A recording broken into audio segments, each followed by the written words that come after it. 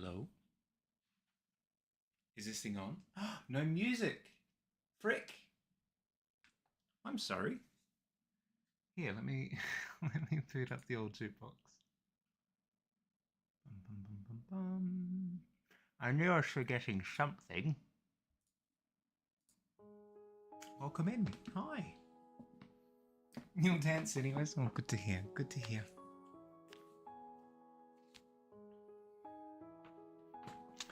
Thank you for the heads up, Billy. I appreciate it. Thank you, thank you. Welcome in, everybody. PB, what are you doing? It's incredibly late/early for you.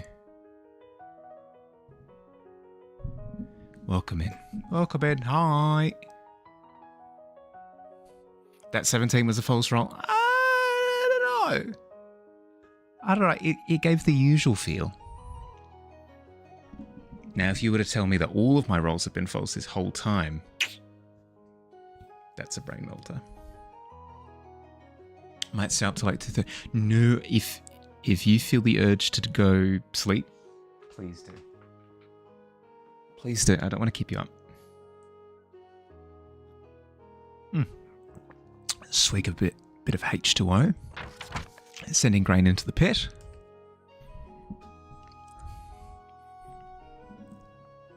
Started without music. How is it not a false roll?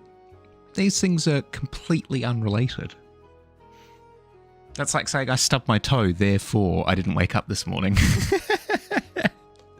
It's not one and the same. Not one and the same. Hi. Hi, everybody. Welcome in. How are we doing? Ooh. Quick off the block. You feel the urge to stay and watch my... Okay, well, you can stay for a little bit, but if you're getting tired, please, I insist. Made like 3 art pieces of food today. Think your art is more leaning towards realism. Did a lot of shading. Hey, hell yeah. Roll high. If you should give him Harley money as a thank you for... No. Mel. Do not. You're all good. You're all good. I appreciate it. What is this? Yeah, this one's been in the works for a little bit now. We've done a few studies and we're coming back to it now. Oh, PB's having a look at the quest. Okay, let's have a look. Scrimbles the Rat is wanting a serious portrait of themselves. Use only curved lines. What do you reckon, PB? Doable? Yes? No? Maybe? Maybe so? You're in an underground car park and everything. Billy's entering underground popularity. See? Okay. You grab the quill, you sign your name away, and the bounty has been committed to. Scrimbles is expecting great things, I'm sure. Hi Gav, how you doing? Welcome, welcome. Fingers over the gift sub button have been spared. Yep. Now, Mel, I really, really, really appreciate it. I really do. But don't feel a need. Do not feel a need.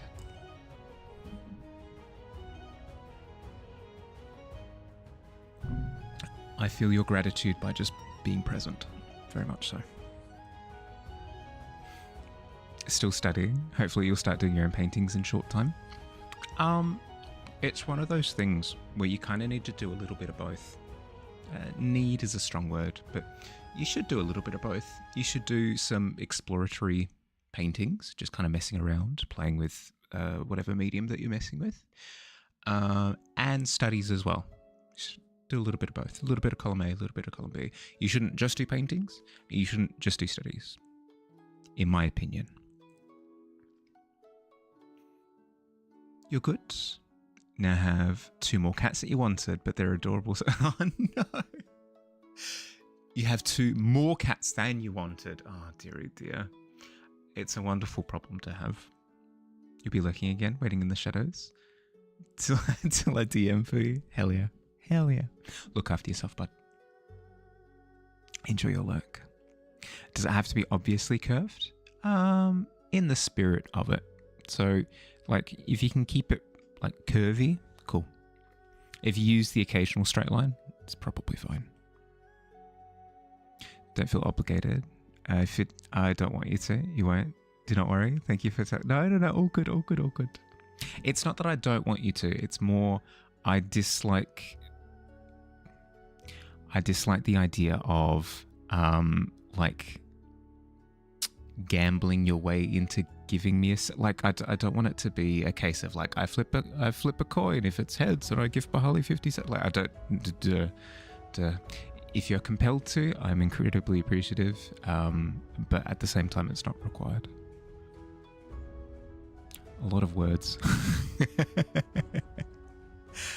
Have quite a lot of paintings I've done before. Been sharing the old ones so far, but even the ones you paint with, finding a reference from Pinterest or whatever still feels like a study.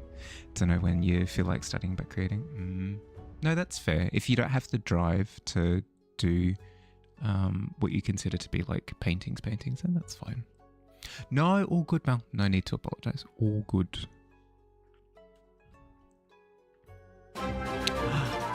Thank you for the sub. Thank you, Grain. Grain, you'll find a little key next to your name. If you head upstairs in the tavern, there is a hallway full of doors leading to little rooms. Try the key in different doors, and if one allows for the key to go in, you know which room is yours. Let's start the week like this. Hell yeah. I'm going to be your sleep aid, so don't say anything that'll negatively influence your dreams. Okay, all right.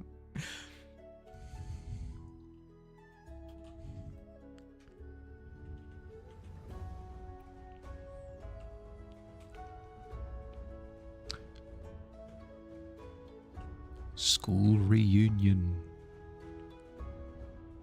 Assignment running late. You forgot to wear clothes this morning. Yeah, nightmare. See, this rat got the green light on him. Makes you wonder what it's from. Ooh, it's from like a door over in the foreground somewhere.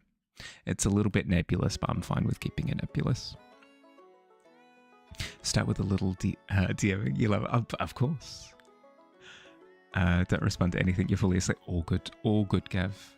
Get your Z's. I've slowly learned, Mel, that if you explain everything in the frame by giving it all context, it can feel either incredibly busy or incredibly tight. Almost like you're putting on a play, right? Where you've got like this character on the stage talking to this character on the stage with this lighting here, blah, blah, blah, blah, blah. It feels very staged. Whereas if you just have random elements of reflected light, motion, lack of definition in some areas, like focus on some things, less focus on other, it feels a little bit more natural, is what I tend to find anyway. Got the key now. Love the details. Want to stay and watch how I do it, but really got to get back to... No, please, by all means. Focus up. Okay.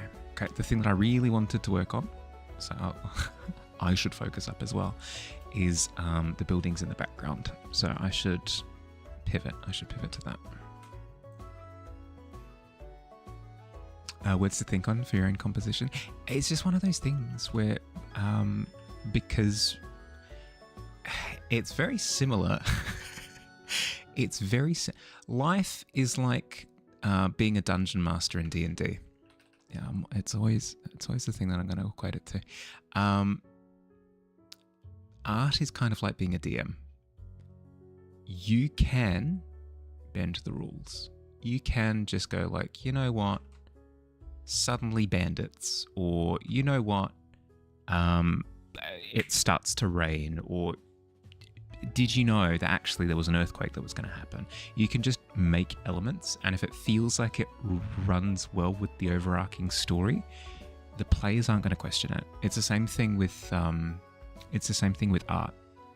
You can mess with the perspective of an image, and if it feels right, the viewer isn't going to think twice about it. They're not going to be like, oh my god, well, if you put up the grid, it's not aligned with that. No. There are plenty of incredible artists who don't use perspective grids at all. Your life is like a video game? Hell yeah, it is. Happy birthday for the other day, by the way, Fields. You like the rule of cool when it comes to D&D personally? Love that kind of stuff. You can apply that to art as well. Like, oh, that doesn't work with the anatomy of how like the skull works. It makes it a little bit wibbly wobbly. If it looks cool, who cares? Do what you want.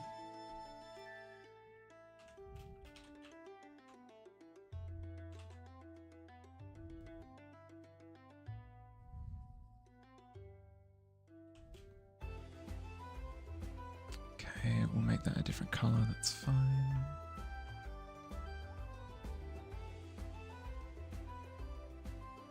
That was a torn poster up there. Yep, that was part of the doorway. I love how going through the layer I've just found different floating elements that I didn't clean up before. Speaking of which, just gonna go grab a drink and pizza. Yeah. Sounds good. Enjoy.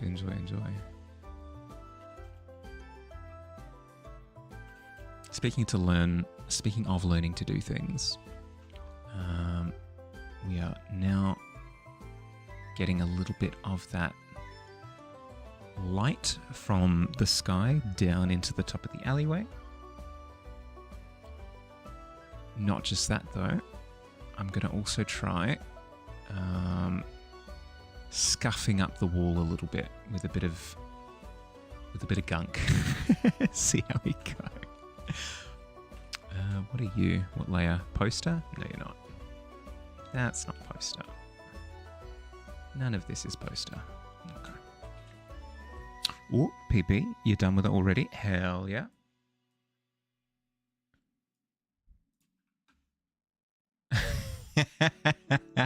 A lovely side portrait. I like that a lot. Hell yeah.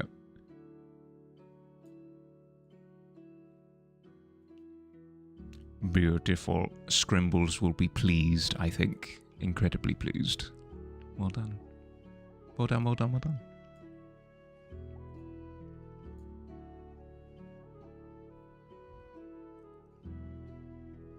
You don't know what you made, but you can even like evil gangster mafia rat with red eyes and shiny nose. Feel sure. Wonderful. Wunderbar.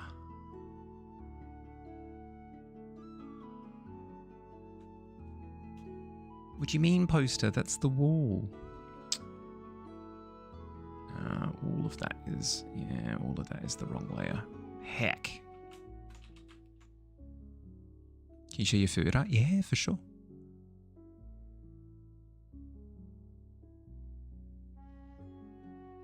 I prefer that you post it in the Discord, but I know that you don't have access to Discord, PB.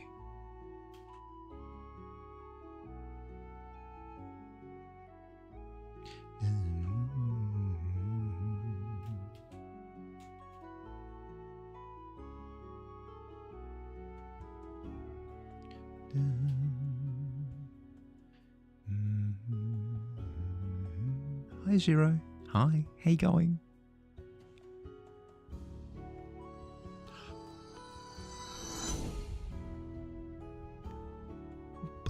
No, Blood, you can't met on that one. That's the one result that you're not allowed to. It's actually against the rules. How you doing, bud? How's your weekend? You're very disappointed in yourself today. How come? Oh, no.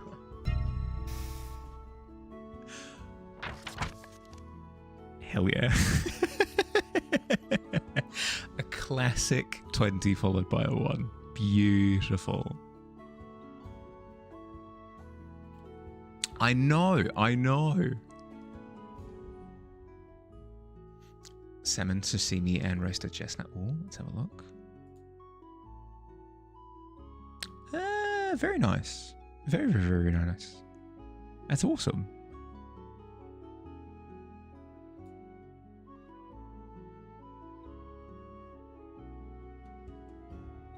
How's this going? Yeah, good. Getting there, Polita. I gave it a bit of rest for the past couple of weeks, just because I didn't really know where I was going with it. I had reached a bit of a bottleneck, and instead of just trying to push through, I decided to do some studies instead and come back to it. And I am glad that I did, because I'm coming back to it with a lot more confidence now.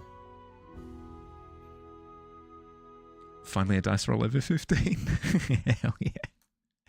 So you beat Metroid Prime 4, only died once. Problem was you forgot to scan the boss the second time, so you beat the game at 99.99%. No. Oh, God. Yeah.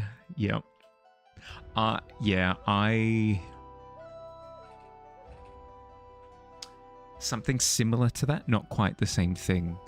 I beat the game Blasphemous. It's one of my favorite games ever. Really, really, really fun. Like amazing theming, amazing visuals, the whole 9 yards. And then I found after I beat the game that I couldn't 100% it because I didn't talk to a certain NPC at the right time.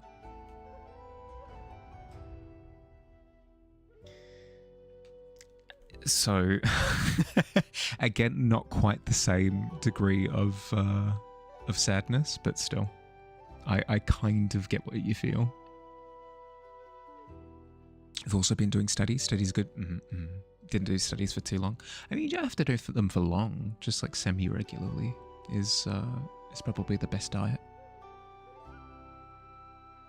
Is it true that Nintendo paywalled the soundtrack for Metroid? Did they? You 100% everything, but that one single scan, you forgot to rescan, and it was a missable scan. Sorry, bud.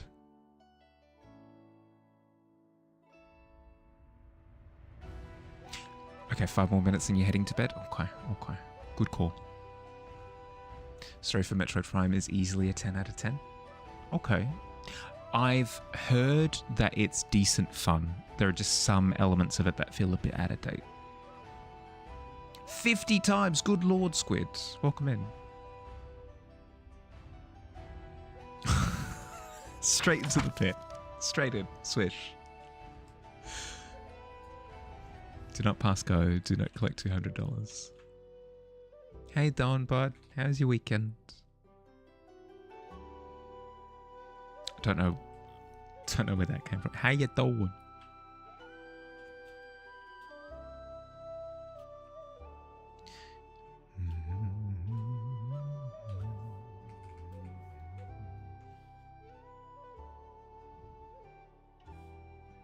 But the rolls are still the same. Only issue you had with Prime 4 was a few minor mechanic problems that you were easily able to work around. Yeah, no, that's what I've heard, is that it's very much so one of those instances of they could come out with a patch for it tomorrow and it would feel substantially better. Vehicle travel is just silent unless you buy the MVP. Yes, I have heard that that's the case for the desert sections. Yeah, Billy was having a whinge about it before. Making food right now, but other than that, I've been working on concepts for your monthly art prompt. Nice. Hi, Maze. How you going? Oh, nice check-in. How you doing? How was your weekend?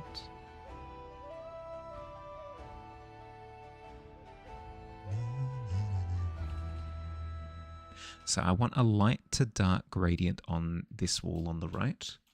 I'm just trying to figure out what kind of colouring I want for it. This pink is probably fine.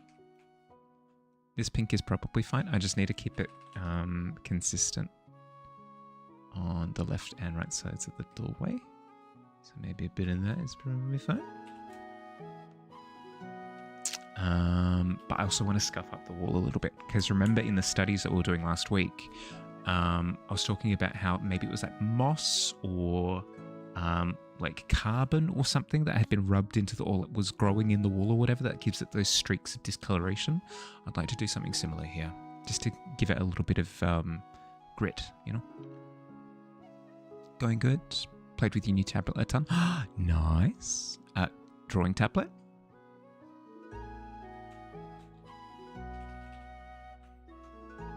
Just missed the one scan though. Oh, dearie dear. If it helps, Shiro, you functionally did 100% it. The only thing that's missing is just the game showing that little number. Like, you have done the task. You did the difficult thing.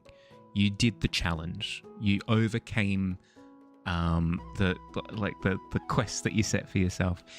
The only thing that's limiting is like the little digital number. If you can overcome that, you have all of the glory.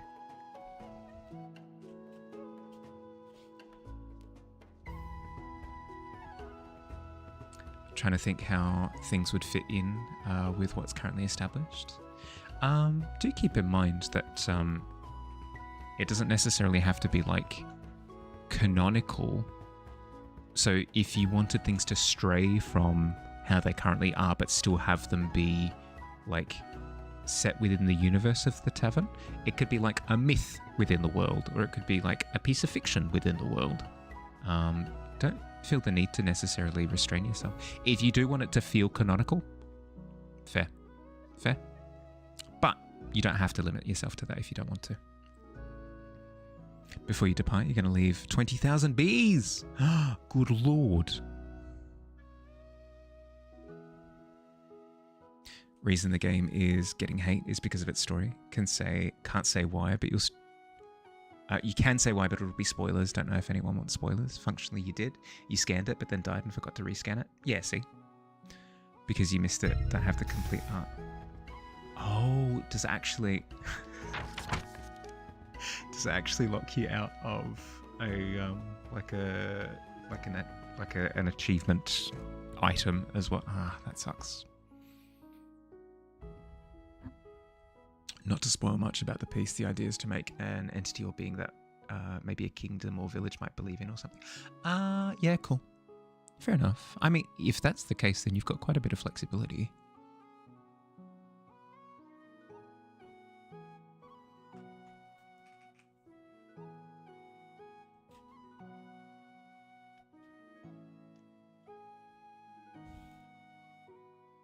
You won't leave a single bee. Good night, PP. Sleep well, bud. Thank you for stopping by. So 100% of the game gets you a secret ending and more art book. So actually locks you out of... Yeah, okay, I can see the frustration then. Yeah, I can definitely see the frustration then. I have a new solution for you. This is what I would do, but absolutely do not do this. Just do it again. God, that would absolutely be my solution, is just do the challenge again. But if you are at risk of burning out with the game and enjoying it less if you do it, don't do it. Kingdom name will probably be a kingdom to be determined. Return after food. Yeah, all good. Enjoy your work.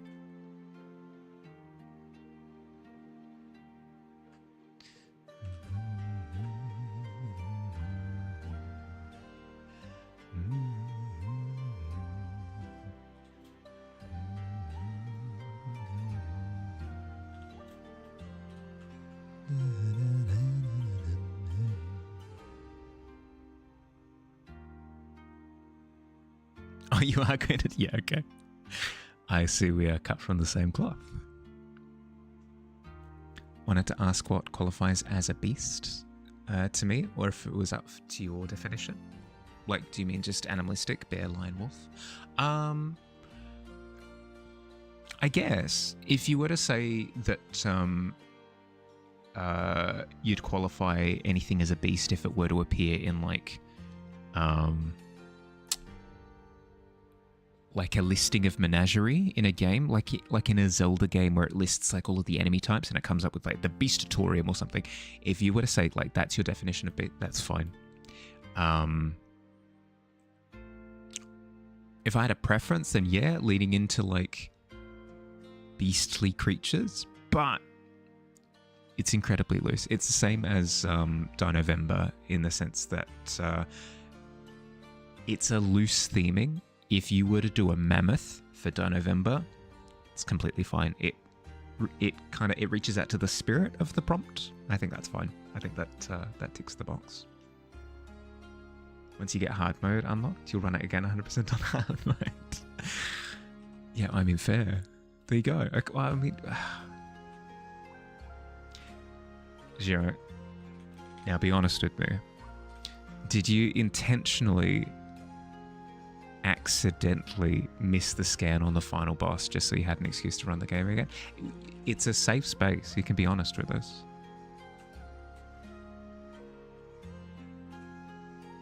Just wanted to clarify, or to make sure you knew what you're jumping into. Yeah, all good. All good, all good.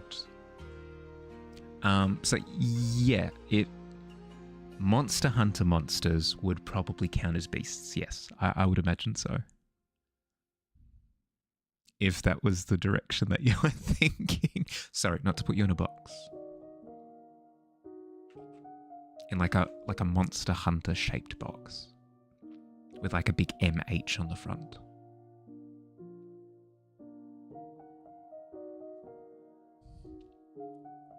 It wasn't even the final boss. Oh no.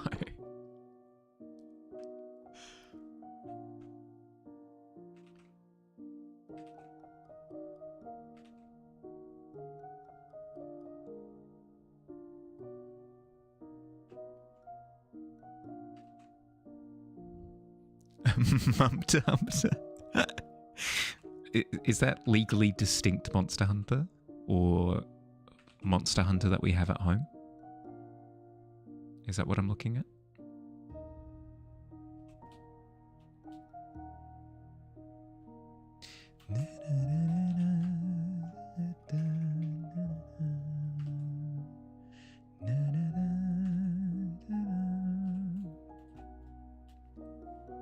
When you fought it the second time, I was like, wait, did I scan it a second time? I think I did. Pretty sure I did. Yeah, I'm good. And moved on.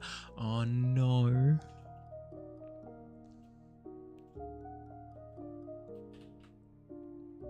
If you had taken 2 seconds to just check your scan log, you would have reset from that fight to get it. Okay, it's instances like that do lead to my insanity. Because I get quite obsessive about checking and double checking things, and then the one time I play it loose, immediately punished, and then it reinforces the obsession.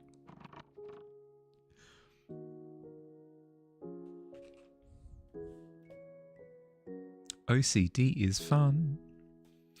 You and your friends just one day started calling it Mumpter Humpter for whatever reason. I think it's because of the hamster meat, of course. I mean, plus it's just fun. It's a fun mouthfeel. Do you like Monster Hunter? But you also wanted to step outside that a little too. Take what you learned from doing those into something else. Been trying to venture out with your challenges a tad. Don't want to take on too much. But it's why you started the Magic the Gathering redraws as smaller ones. Yeah, okay. As like a tangentially related, so you can kind of transfer some of the skills but not do it direct. Yeah, fair. You're in cocky hubris. It sucks. Don't even know where you are, but someone you sleep lurk to apparently raid into me because you've never heard of me before.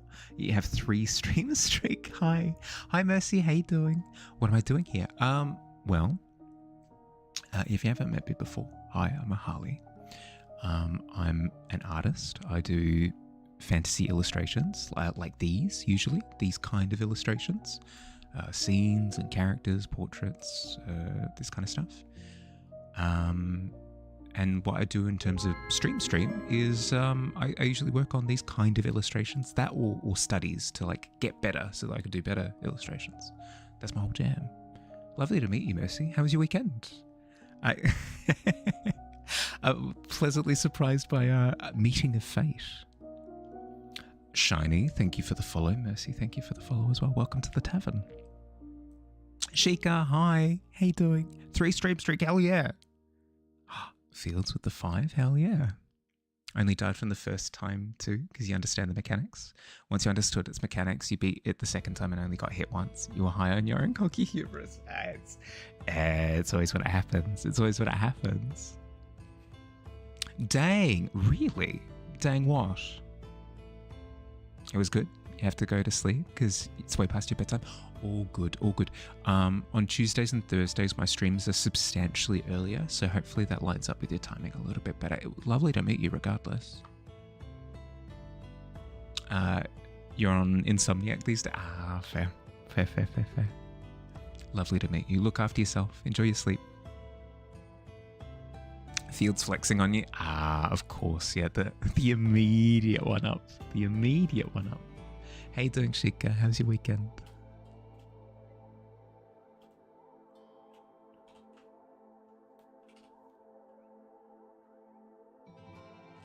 Shall we have a look at the November entries in a second? Apologies, I did forget to swap over the VIP tags. But that should be fixed by stream tomorrow. Hi Plasma, how you doing?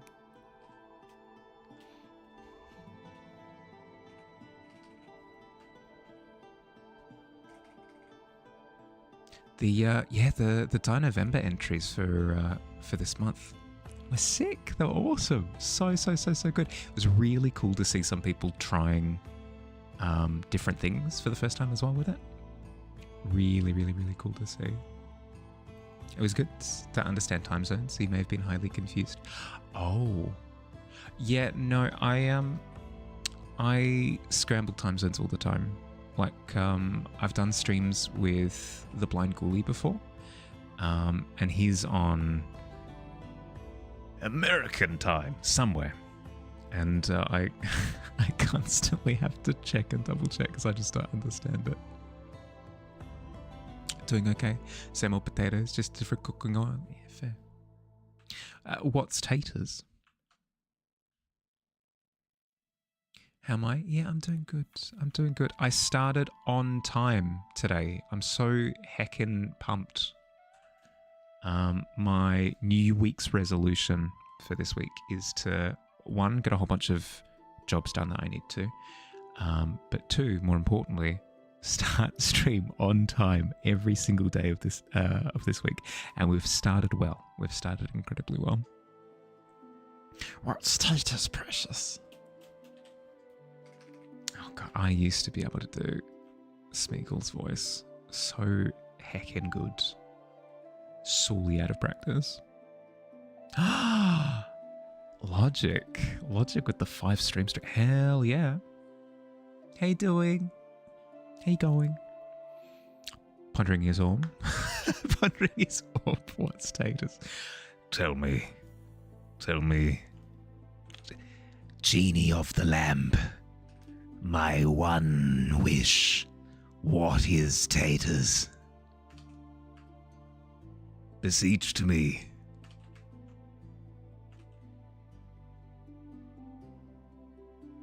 Drawing's looking fantastic. Thank you. Getting there. It's almost finished. I started working on it like almost 2 months ago. Good lord. And I hit a massive brick wall with it. I've stepped away, done some studies, and I'm coming back to it with a bit more confidence now. A bit more pep in my step. All right. How am I doing today? Yeah, good. Good logic. My sleep is under control. I started on time. I've been on top of my commission work. I'm doing good. I'm feeling stable, which is amazing. Good place to be. A good change of pace, to be honest.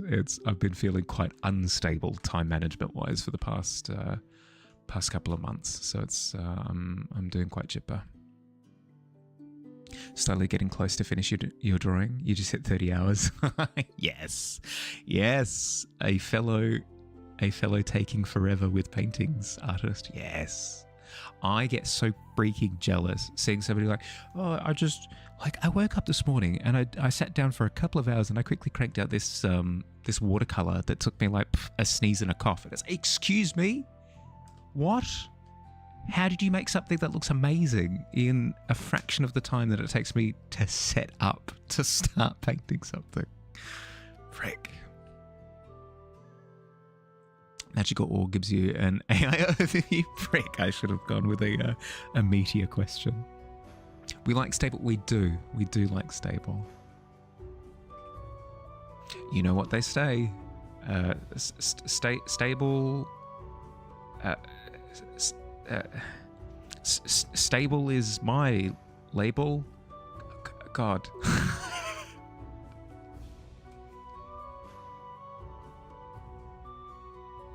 To be fair, usually you have to learn a lot of practice, learn short ways to get the details they want. For sure, it's never just a. When I say a sneeze and a cough, it's very dismissive. It takes a lot of skill and a lot of practice to get to where they are. Meant to ask, did I get your symbol added to the tavern? No, not yet. Sorry. I am slowly catching up. Like for example, I've just updated the quests in the thank you for watching screen. Like I'm getting there. It should be this week. I've got a few that I'm behind on. Have a feeling that nobody says that. No, it's a thing. No, it's all the kids say it. You know. Super awesome. Thank you. See, Fields gets it. Am I okay? Yeah, no, I'm living my best life. I'm flourishing. Get what I'm saying and how mind-blowing it is. That's the thing. It's the perception, right? Is that people have put time and practice into executing art incredibly quickly, and then I get incredibly jealous. No rush, just curious. You will be able to tell Logic as soon as I'm finished it, because as soon as I see you in chat, my chest will be all puffed up with pride. I'll be cockatooing about on the camera, and I'll go, "Oh, hello, Logic. Funny to see you here today. I actually have something to show you," and then I'll.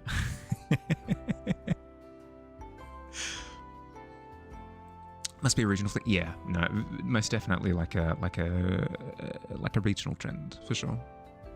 Hi Trebet, how you doing? How you going? How was your weekend? Deal? Excellent.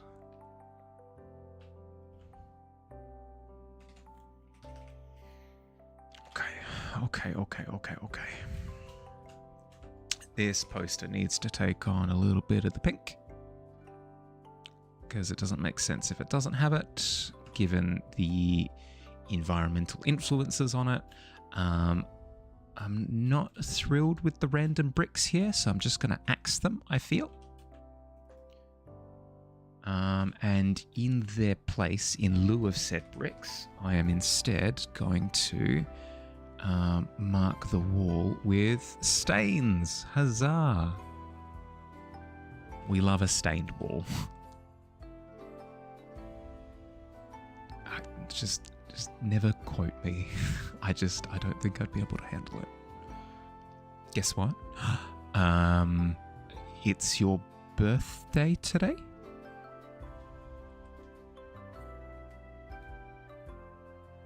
Reinstalls 2001 Pivot. Pivot was so good. I spent so many hours where I should have been concentrating in class, instead animating in Pivot, and oh god, such a good program.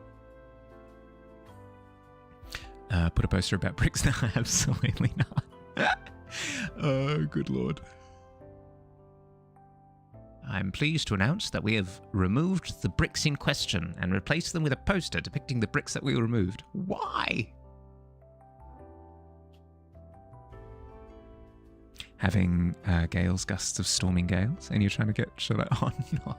Wind direction is directly into your windows with rain. Oh god, I don't know what it is, but even with gusty gales, if there's rain involved, I'm out like a light. I'm just gone. It's you know that scene from the second Avengers movie where Black Widow runs over to the Hulk and's like, the sun's getting real low, like go to sleep big guy, and he like immediately conks out or whatever, and like transforms back into Bruce Wayne, back into Bruce Banner. That's me with the sound of rainfall. I don't know what it is. It's just incredibly soothing to a hypnotic degree.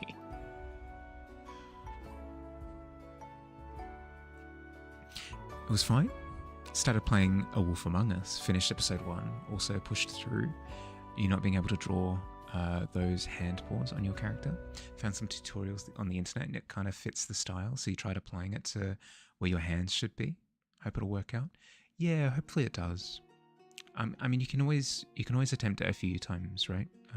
Copy the file, and then if you're doing it digitally, copy the file and give it a few drastic different attempts. But let me know how it goes. Hopefully it does work. No, it feels absolutely not what I said. I do appreciate your intention of to read between the lines, though. No, I do appreciate that. Rain hits like someone is using the salt shaker, so short, heavy, but okay, yeah. So not nearly the yeah. No, I can see the issue. Not nearly as meditative at that point. I would classify that as spiteful rain at that point. Yeah.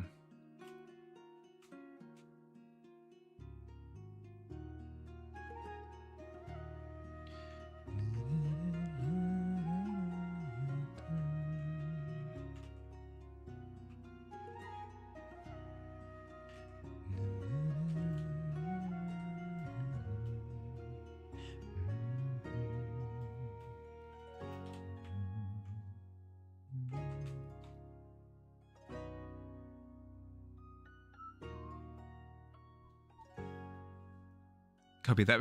Absolutely not. Absolutely not. So now you're here for cozy art. Lay you to sleep with 3 stream streak. Hell yeah.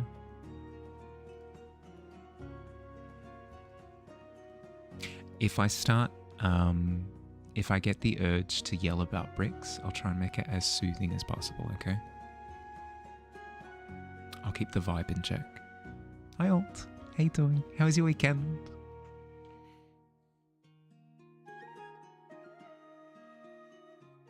$49 times. Hell yeah, almost 50.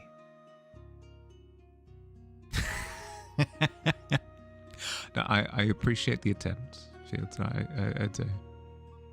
It's like when you have a grandparent that you're trying to explain like video games to or whatever, and they're like, oh yeah, no, you're like your games that you play on the computer for children, and you're like, yeah, you know what? Close enough. Yeah, you got it. It's Call of Duty, Grandma. It very violent. It's not. Well, sure. Yeah, no. It's the games I play on the computer for kids. Yeah, no, that's the one. Your day's been awful. Sorry to hear it, bud. Well, hopefully now you start to wind down a little bit. Hopefully we'll start to soothe over. Backposted what you have done so far, but feel free to look at it whenever. Yeah, okay. I'll when I'm kind of between things a little bit, I'll jump over and have a look. Thanks for posting. Business law exam had issues, so it has now been deferred to January. All your cramming was worthless. I wouldn't say that your cramming was worthless. It's like you still have ingested some of that info. You're going to be using it. If anything, you run the risk of actually digesting some of the information at this point. Sorry, a little bit tongue in cheek, but still, like I wouldn't say that it's wasted effort. You already forgot all of it. Yeah, okay. Well, the second time reviewing it, it'll come back to you faster. There is benefit, I promise. Can't help yourself and draw everything, even the smallest detail on the first layer. Like you see these better artists do. It's probably the habit you kept from drawing on the paper. I had that habit for ages, Tribbit. I had that habit for ages. I promise you it's breakable. I promise you it's a breakable habit. It's one of those things that you have to practice a little bit. Are you playing your TV games again, Grants? You say, oh, yeah, yes, Grandma. Yeah, I'm playing my games on the TV. For owning a business, nothing actually for working for. Right. So it's info that you needed for the exam, but you don't feel as though it's actually applicable to what you want. Games on the computer for children, then then you make Grandma play GTA 5. Yep, exactly.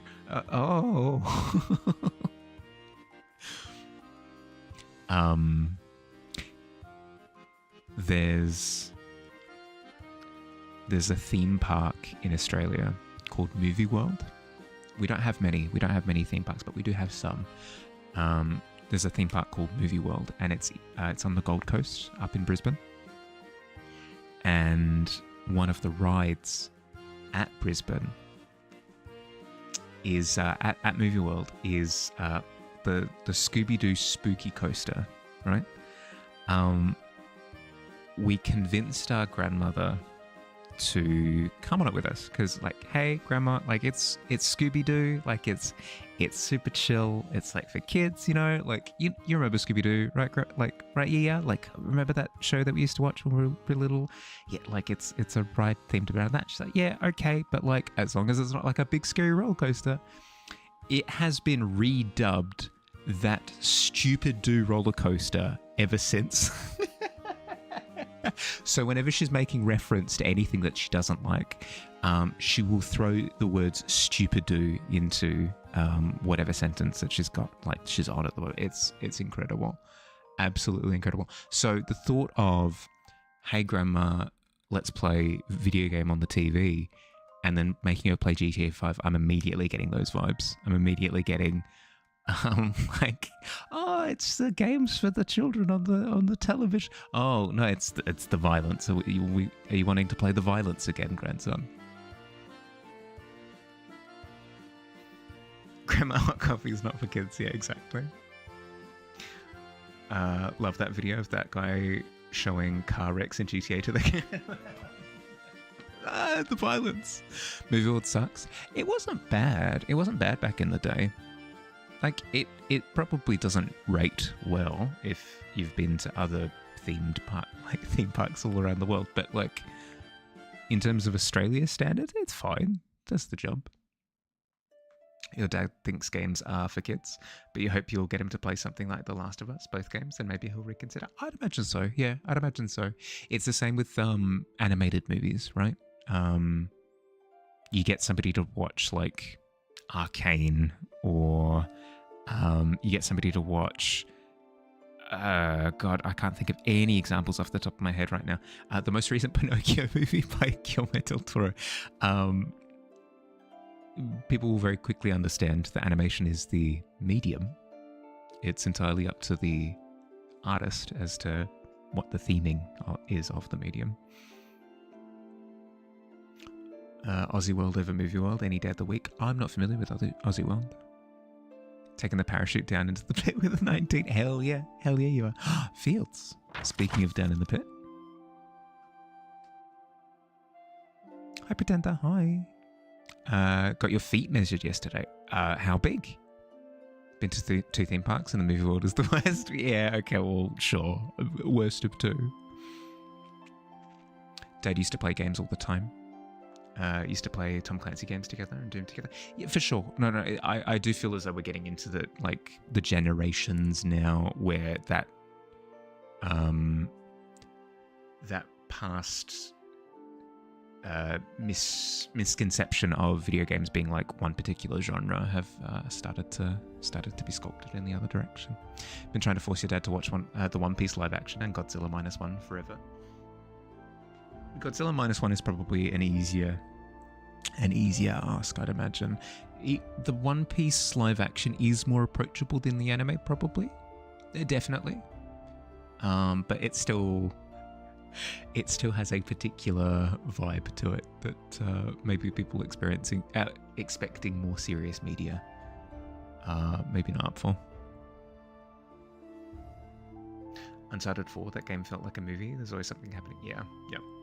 Getting a new pair of dress shoes. Oh, hell yeah. That would explain why. Is a 49.5 in EU sizes. That's quite large. I think mine's like a 44.5 or something. 45? I'm not sure. How big you fit? Don't make it weird. Used to play some racing games, Counter-Strike and yeah, for sure. Parents watched about 5 episodes of the One Piece live action. Said it was good, but they couldn't get past the first 5 episodes of it. Yeah, that's the vibe that I get from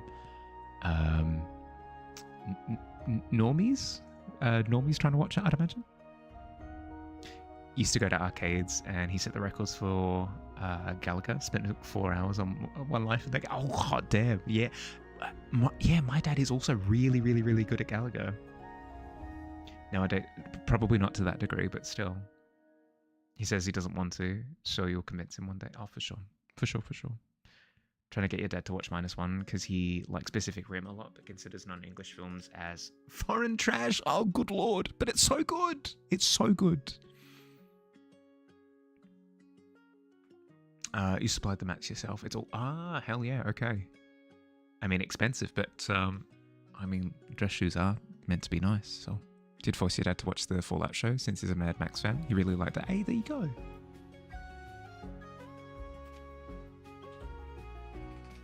Okay, need to keep the lighting consistent across these sections of building.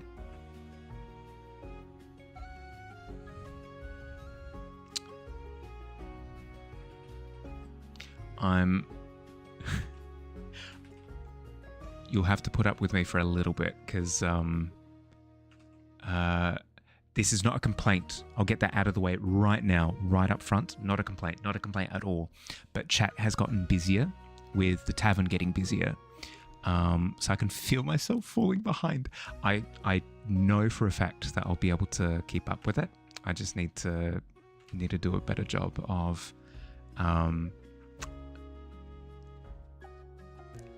like degrees of engagement with each comment, because I like fully in on every single comment and then it slows me down. I need to like acknowledge and then move on from some of the...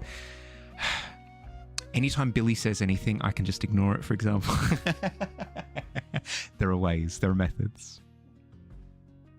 Oh no.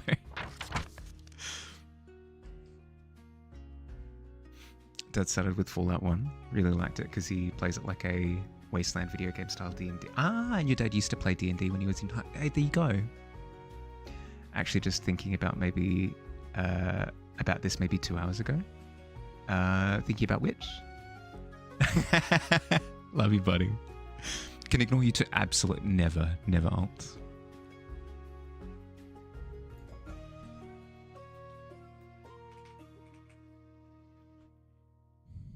It's just it's a skill that I need to build.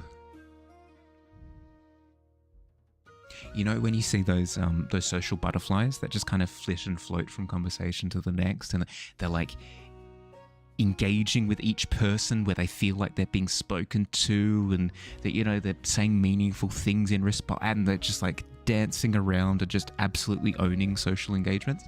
Oh, good. I need that, whatever that is. It like bottle that, distill it, put it in some sort of like vitamin water or something. I'll take doses. Really weird to you when you first learned your dad was into D&D, Warhammer and Magic the Gathering? They're pretty like, they're getting pretty old school.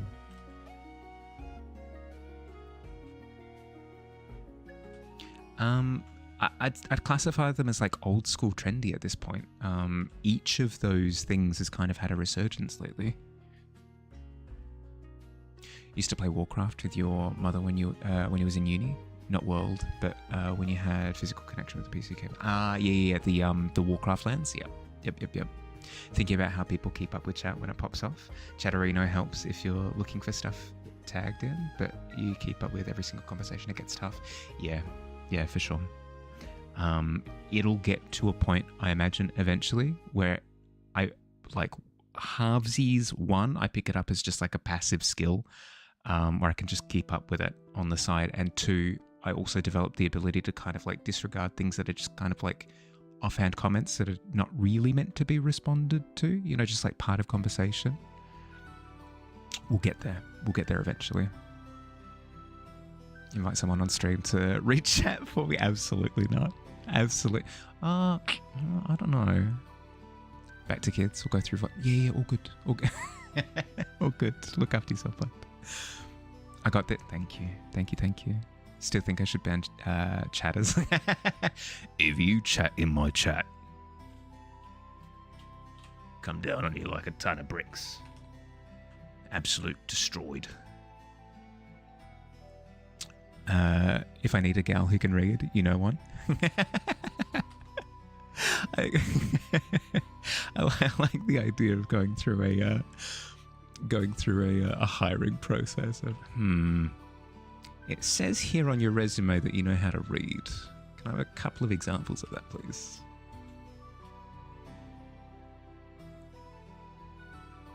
Easy way to lower messages. That's true. That is true. I wouldn't want to do like subscriber only chat, for example. Like that's a big no-no. That's a big red X through that. I'll think of something. Chatterino, did you say? Is that for it says it pings me for highlighted. Yeah, okay.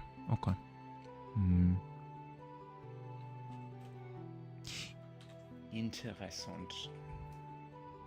Should stop sending See? Skill. I immediately pick up on the vibe of that message. I know that Fields is trying to troll me as hard as he possibly can. I can disengage. Tier 3 subscriber chat. Oh, good lord, no. Been watching a streamer play Dispatch, even though you want to play it yourself. You just can't help watch the game because it's like watching a cartoon. Yeah, I was genuinely taken aback by the fact that it is a game, because it does have the visuals of one of the high-end shows nowadays. There's a slow option where chat moves more slowly with every message. The person has to wait like 30 seconds till you send another. Yeah, that could work. Plasma, that could work. Dissociating with film. It's absolutely not what I said. But yeah, all good.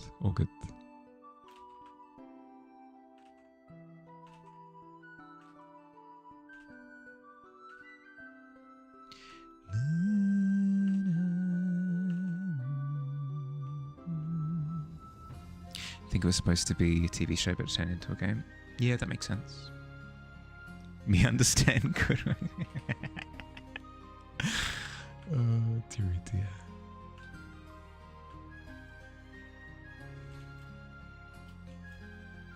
You're a gem, Fields. Don't forget that.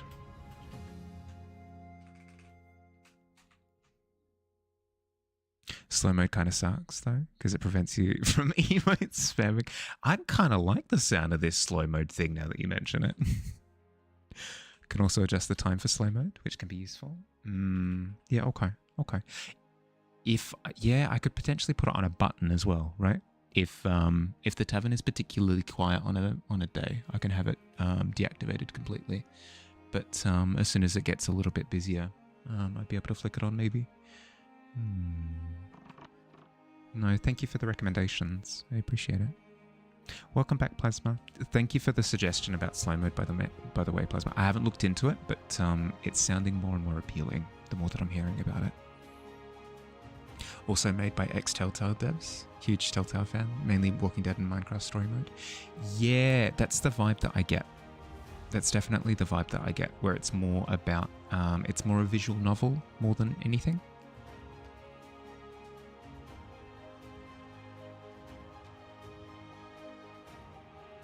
Do you know the guys who made Silksong? Yeah, no, we all hang out together at the club. I wish I knew the guys who made Silksong. That'd be heckin' cool. Studio who made Dispatch was workers from Telltale Games. Yeah. Yep. Cast time magic slow. Yeah. No, I could definitely theme it. For sure. Good point.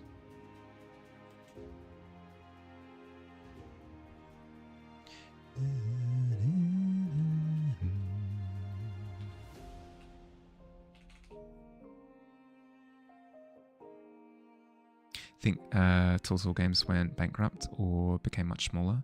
I haven't seen something come out from Telltale in quite a while, so I think you're right. It's been years. The last one I remember hearing about is Tales from the Borderlands. I'd imagine they've done more after that, but I hadn't heard of anything. Telltale went bankrupt, yeah, fair. The Waldo, then it makes the JoJo time sound stop noise. As brilliant of an idea as that is, I feel as though it wouldn't quite charge.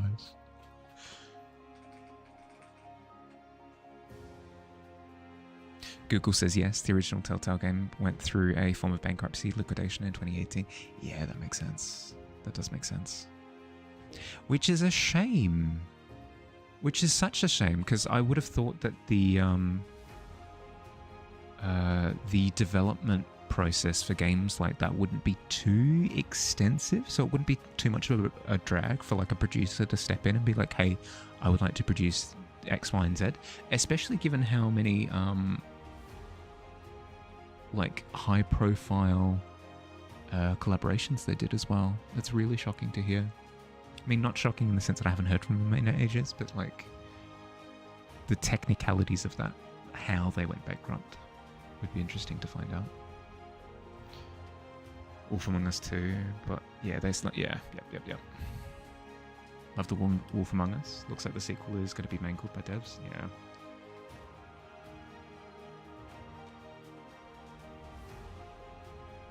I don't know. There have been instances of recovery between studio collabs, right? Was Darkstalkers 2, was that before or after THQ fell apart the first time? Not implying that they fell apart a second time. Was that before or after THQ fell apart? Be surprised how expensive it is to make a branching story that uses 3D assets. I guess.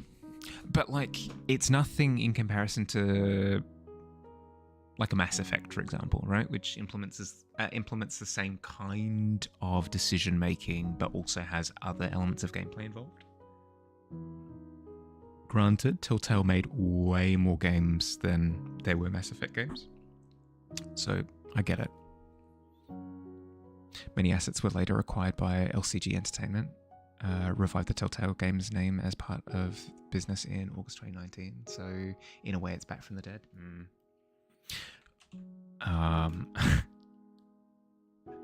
Something The Walking Dead. Ooh, Telltale Games.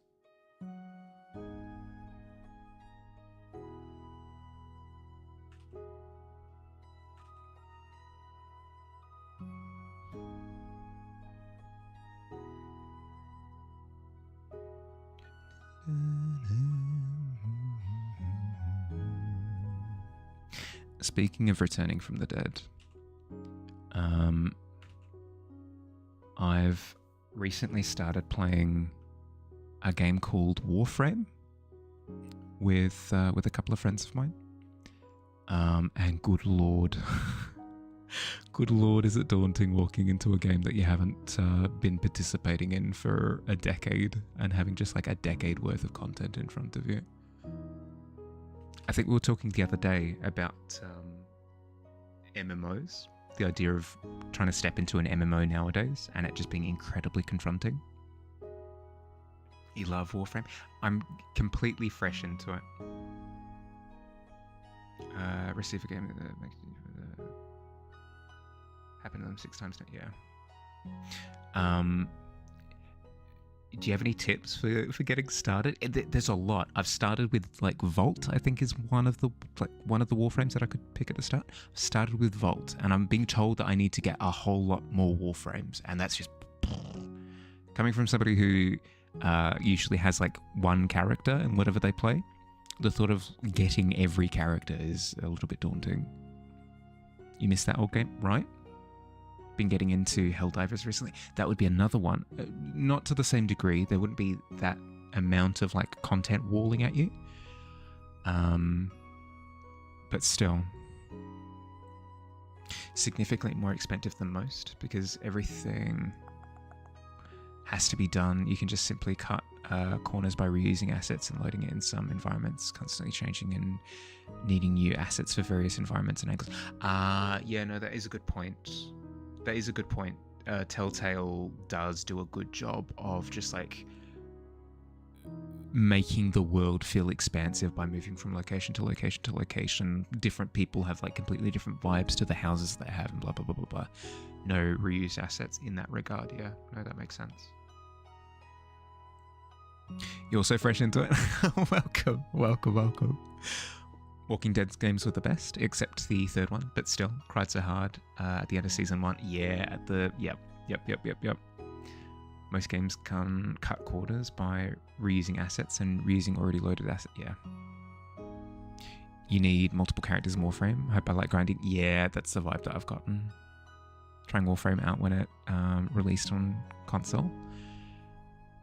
That's the lovely thing, is that it is free to get into. So I do get to kind of try it. I get to nibble on the sides a little bit before I fully invest. And then even still, even if I did want to fully invest, I don't need to spend on it.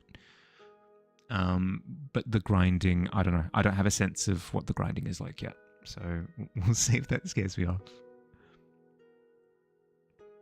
Is Warframe still in beta? I don't believe so.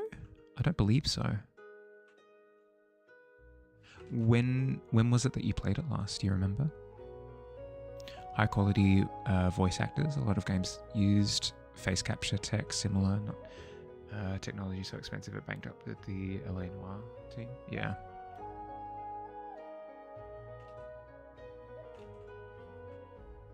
I do find it interesting that people have come back to LA Noire now, and they're hoisting it up as this masterpiece, where at the time I remember it being absolutely just being obliterated by anybody sharing their opinion on it. Something aging like wine. The grind in Warframe is brutal. The two friends that I'm playing with have played it quite extensively, so they have mentioned that there is a degree of material share that they can do to kind of alleviate a little bit of the grind, but we'll see. We'll see how we go. Wondering what happened to Delta Force. Everyone expending it after the beta, and then it just went off the radar after like 3 months. I hadn't heard of Delta Force, I'm not sure. Most likely last touched it was back in 2017. I imagine it's been out of beta for quite a while. Because there have been expansions and stuff since then. And correct me if I'm wrong, but I don't think you can have an expansion for a game that that hasn't even released yet.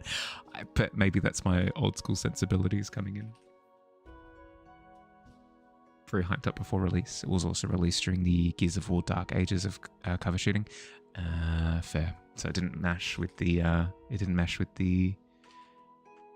the market at the time. That sucks. That's your experience. One of your best friends dragged you into it. He's constantly giving you things or dragging you through a mission to get things for yourself. I mean, it seems pretty fun.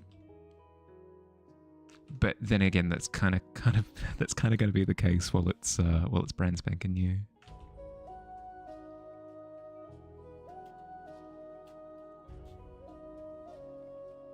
It's an extraction shooter. Also, when they have something as big as Arc Raiders as of right now, why would somebody play something else? But still, Delta Force is free.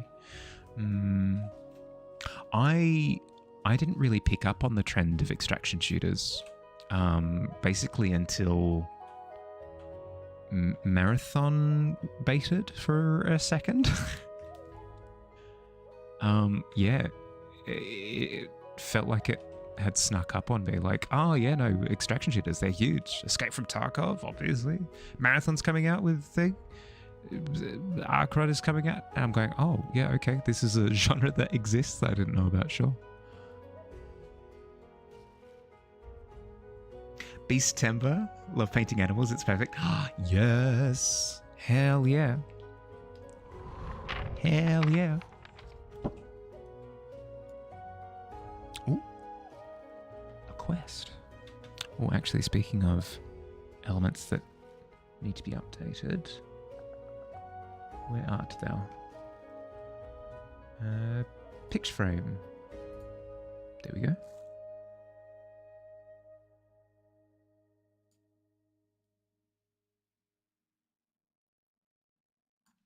And we center it. There we are. Beautiful. Fixed. Drags you through, aka it does 99% of the mission while you're still piddling around the first area. The movement is insane. The thought of like trying to race a like a veteran at the game through a level would be madness. Some of the footage that I've seen of people just rocketing through from start to finish is ridiculous. The game kind of fell off and you wish there was a comeback. It might just be a case of they're biding their time a little bit, right? I mean, you've just mentioned that Arc Raiders is the hot new thing on the block. So maybe it's a case of just waiting it out a little bit. You're bored enough? You'll try Warframe out. All right, twist my arm.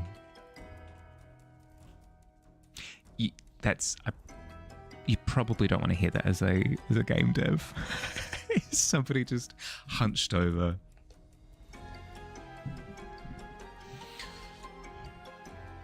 I guess I'll play a game because I've got literally nothing else to do. maybe the worst.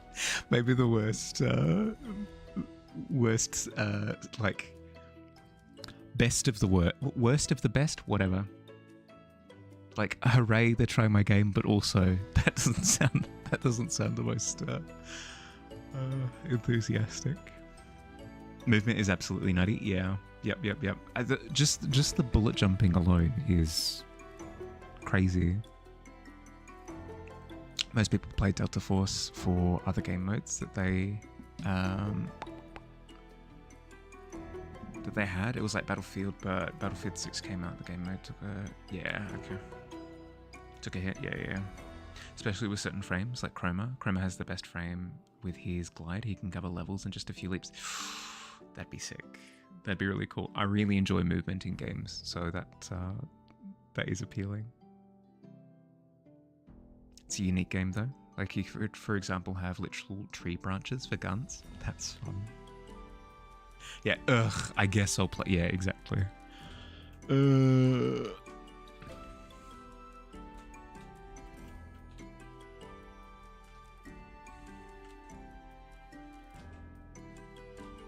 So we've polled your audience after we managed to scoop them up off of the ground from their passive aggressive moping, and it seems as though they've all had a really good time, but like groaned throughout all of the delivery of it. So we're not entirely sure. You primarily play Chroma, Octavia, and Wukong. I did see Wukong because they gave me a few previews of some of the Warframes. Yeah, I'm looking forward to getting better with the movement. It's gonna be really cool, really satisfying. It was the same thing with Deadlock. Scratching the surface of Deadlock's movement, like interacting with the tip of the iceberg, really fun. It makes me excited for when it actually does fully launch, because then I'll be able to get into that a little bit more. The mushroom guy looks cool, so that's honestly why. Hey, there you go. It's something. Hi Noctua, how you going? How was your weekend? How was your game on Saturday? How'd you go? About to be 3 a.m, so you're heading to bed. Good night. No plasma. Oh, before you go, frick. Oh, progress on the piece. Yeah, this one. This piece. Yeah. Yeah. Yes. Yes. Whoop. Come on. Windows, don't hijack my screen, please. I wish to control it. It's looking good. It's looking good. It's looking very good, Plasma. Really good. I like how clean the silhouettes are for each of the different sections. It's coming along really nicely. You got this.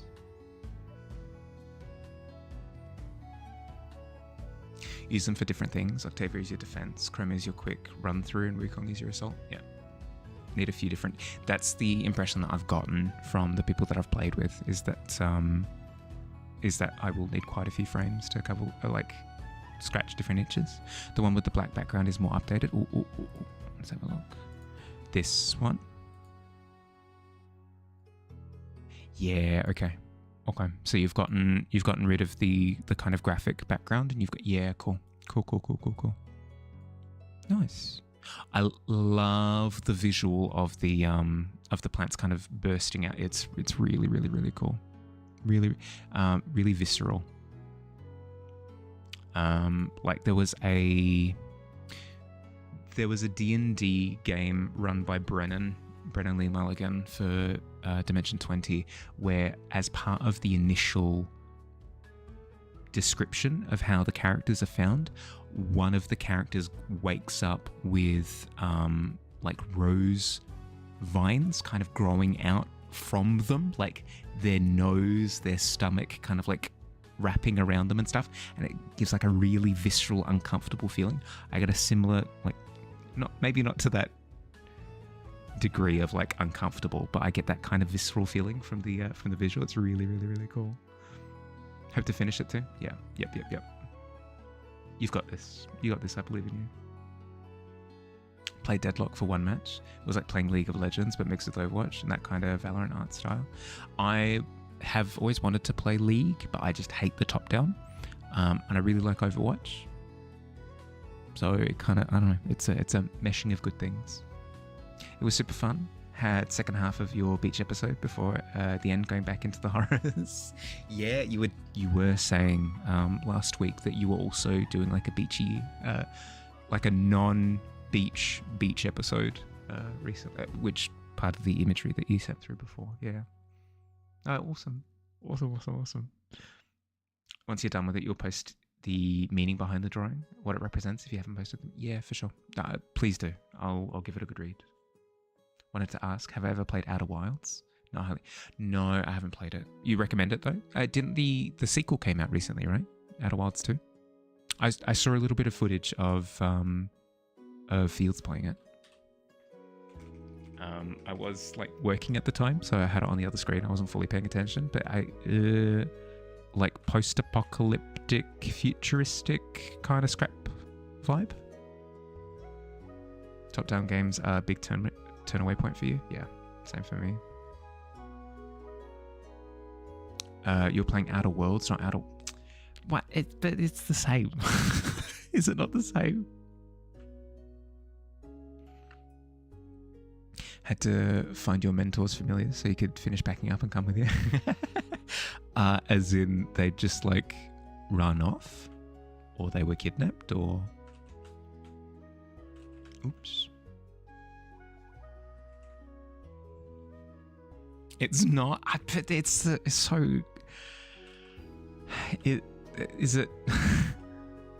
What is it? Video games. I like to think that I'm on top of it all, and then I hear something like this, and I've got no freaking clue. Completely different games, but sounds similar. Yeah, okay. They have done it just to prank me. No, I understand. I get it.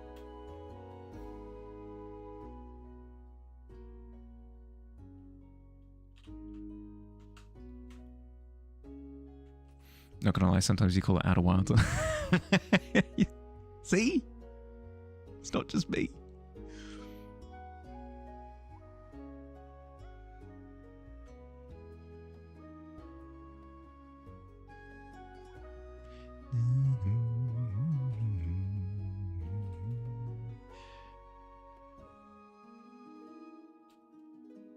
That's feeling a lot better.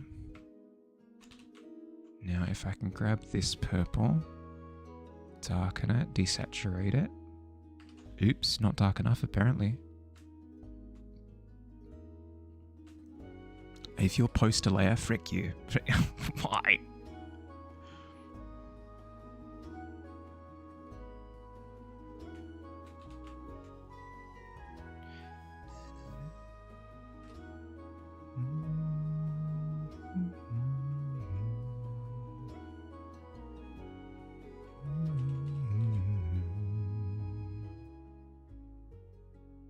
Again, trying to replicate that that feeling that we got from the studies that we did last week, where it feels like illumination kind of travels down from the sky. So the sky is acting almost like a secondary light source. So you've got the sun, which is over on the right somewhere. Then the sky is acting like a secondary light source. It comes down, it kind of floods this space, and we create this light gradient heading down is the intention. One of them is just tricky to spot in the stone garden she hangs out in, because she looks like a rocket. Oh, right. Right, so they hadn't run off per se, but they'd kind of just separated and chilled in their own spaces, and you guys had to... Yeah, that's really fun. That's cute. I like that a lot. Didn't find interest in finishing Outer Wilds? Not Outer Worlds, but you do get the appeal of what it looked... Yeah, okay, fair.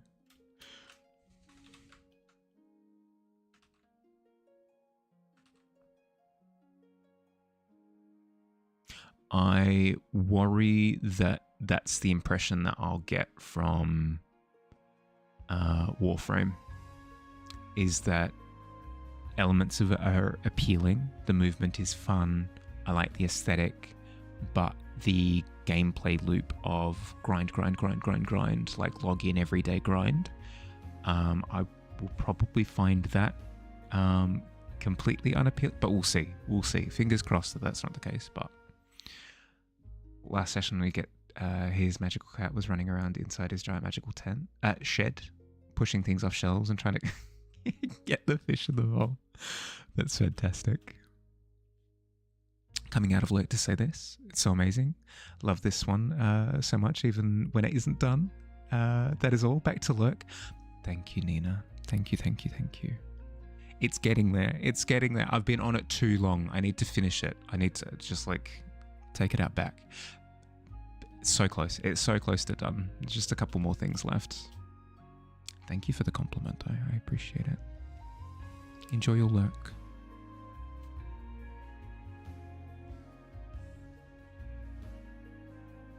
I think the lighting on the right has helped a ton. I think that's helped a ton. I need to make sure that I keep it consistent across all the different elements. Like, for example, this vent should all be illuminated on the right side as well, given that the lighting kind of travels down the wall quite a bit further.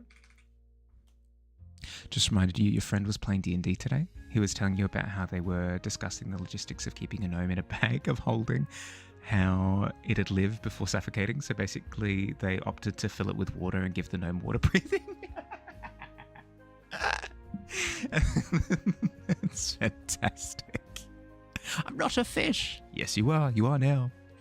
That's so good.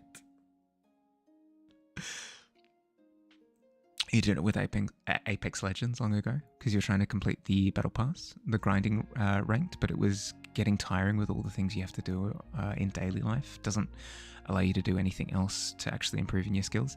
Yeah, that's the thing, is if I can keep playing it without the pressure of playing it on a daily basis, then we probably won't have a problem. It probably won't be an issue. But that'll be the thing that I'm looking out for. Ooh, Noctua's having a look at the quest. Okay. Noctua, you walk up to the post, you lift the dagger for a second, you pull out the quest parchment, you stab the dagger back into the wood, and you lift the quest to read. Grissa the Sea Otter is wanting a mossling. It has to be symmetrical. Well, would you look at that? If this isn't the most hand-picked quest of all time. Good lord.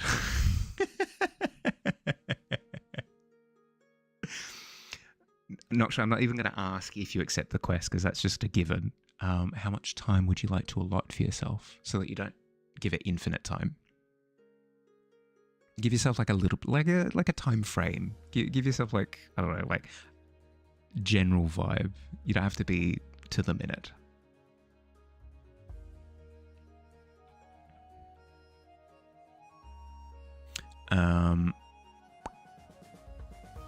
It's honestly kind of a creative solution.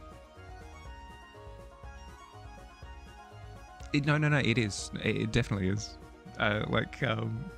Getting it to breathe. Yeah, no, incredibly so, because otherwise it wouldn't be able to breathe at all.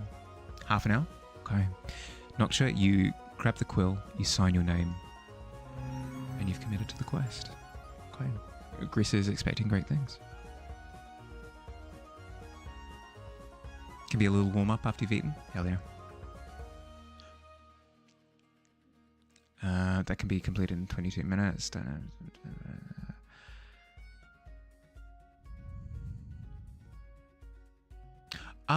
So Outer Wilds is a like an escape room, kind of. You just want to talk about the game, really? If it's an escape room,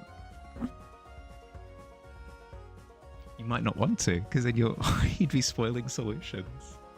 Grinding will require constant attention, though. That's where it gets tiring. Becomes work and not fun anymore. Yeah. Well, that's the thing, is if I don't go at it with a competitive mindset, then maybe I can just keep it loose. We'll see. Go back to the shadows. Enjoy your work. Won't disappoint the otter. Good. Just a heads up, ads are about to hit, so if you've got a stretch, grab water, grab a snack, do what you gotta do, now would be the time.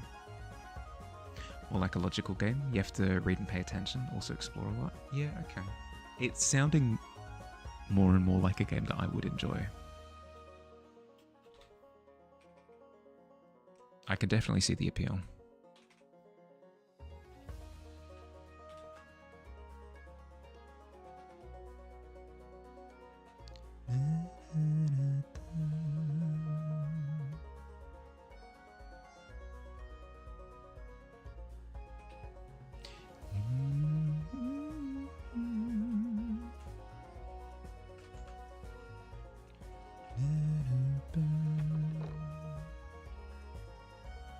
Remember the end of the first loop? What's going on? Well, that's the... If that's your reaction to a loop resetting, then I feel as though the devs have nailed it, surely.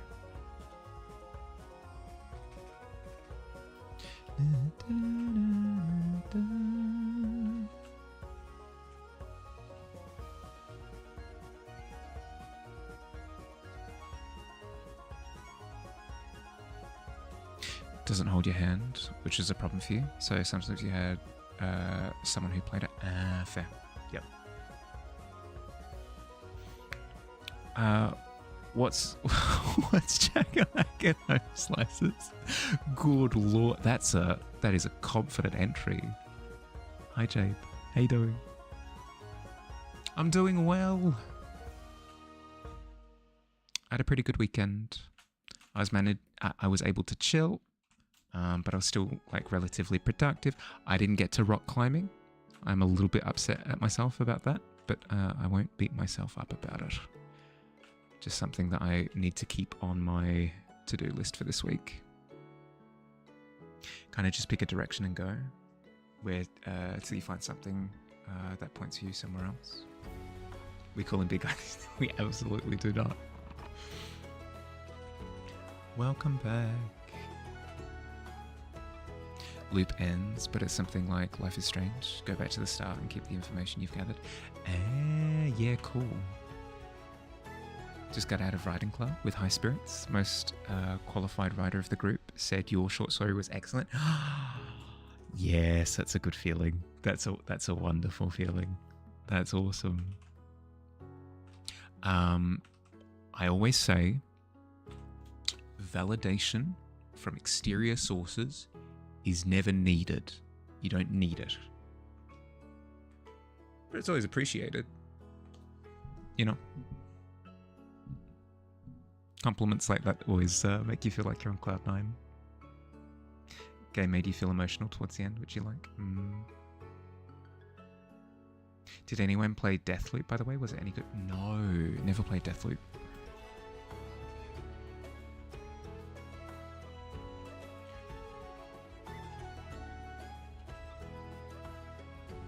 I remember seeing promotional material for it, but I never actually saw people playing it. Maybe that's a terrible thing to say, but it's true. Like, I don't remember actually seeing people playing Deathloop. Agreed, awesome. Doing great work, thank you. I appreciate it. Watched a video essay about Deathloop, but you never played it. Get dunked? How dare you? Cat!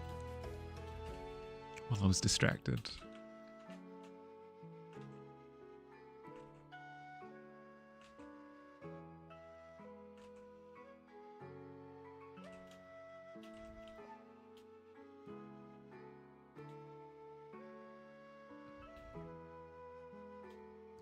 That feels so much better. That feels so much better. I do want to add a little bit of this kind of indigo color into it as well.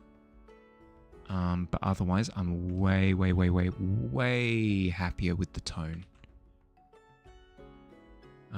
It doesn't feel like a weird, like mishmash box of lack of lighting behind the rat. The lighting makes way more sense. Got him. How do? Heard mixed thoughts about Deathloop. Well, that's the thing. I didn't hear much at all. Been racking your brain about the kind of beastie you're going to draw for December.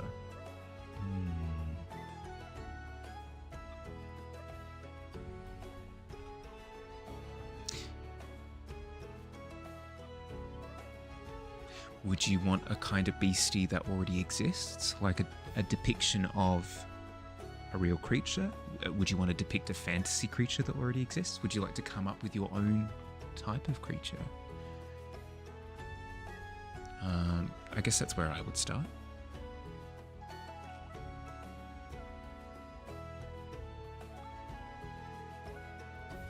Also, a few days ago, there was a PC gaming show. They'll confirm that Control 2 is in development. You really liked the first game, but it wasn't the best.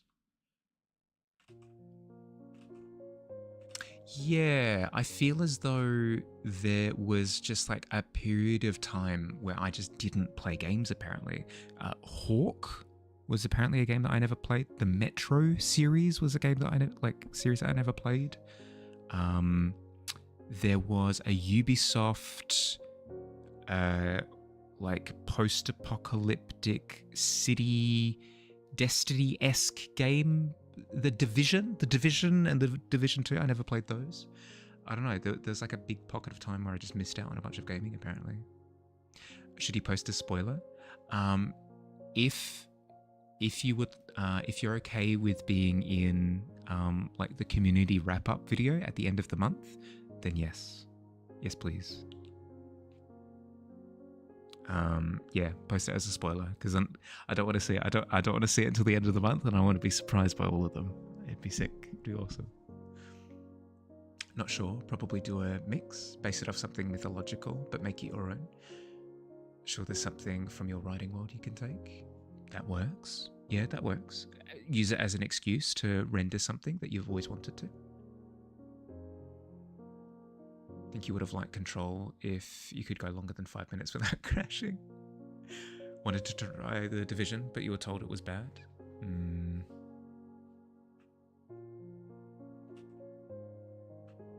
But yeah, I put Control and like Outer Worlds 1, I suppose, into that bucket of that era of not playing video games. Control is amazing, really disturbing and intriguing. Not going to spoil anything. Yeah, okay. It's probably because I was on a massive Minecraft kick at the time. I tend to go through eras of games. I'd say during that era it was probably Minecraft, I'd imagine. Enjoyed Control, but you only got it because you briefly had the Game Pass, so you could play Minecraft with a friend online. Yeah, there you go. Game Pass would probably lead to you trying quite a few games, I'd imagine, actually.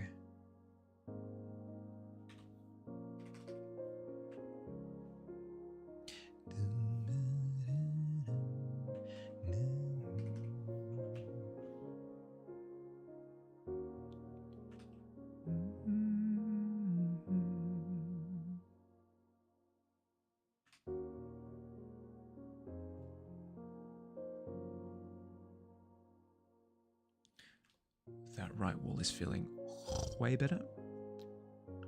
That drain pipe does need improving a little bit, but that can wait.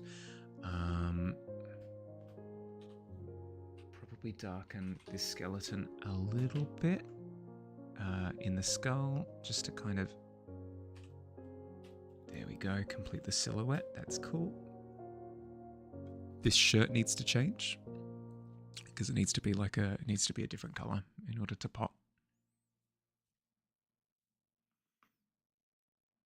You miss your Conan Exiles era?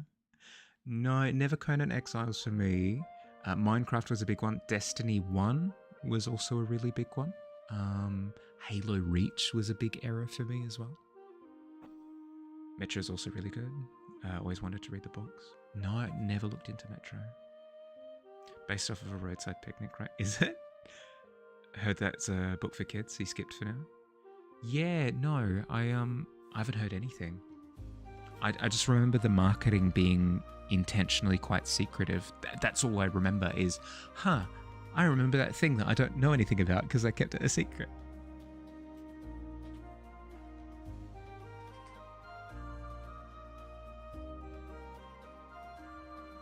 Russian book series? It's definitely not for kids. Yeah, okay.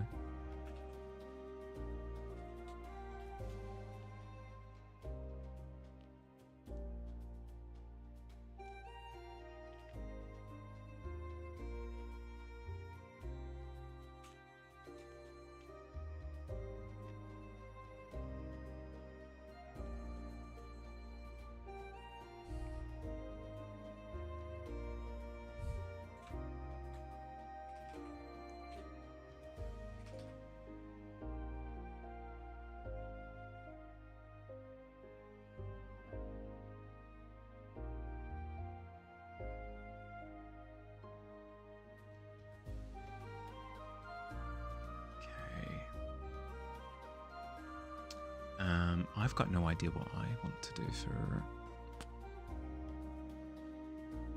for a beast this month. That'll be something that I need to scratch my head about.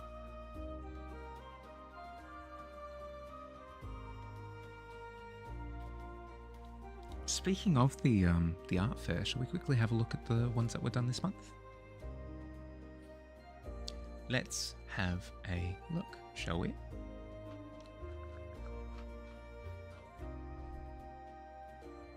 Kessa starting us off incredibly strong with the little desert mouse behind the what I believe is a T-Rex skull kind of embedded in the earth. Really cool. Really cool. A super clever idea. I like it a lot. For somebody doing rat and skeleton at the moment, it's an image after my own heart. Been meaning to pick up a copy of Roadside Picnic. Heard it's good sci-fi. I'm not familiar with it at all. I can't speak to it, whether it's good or bad. Next shampoo with underwater dino.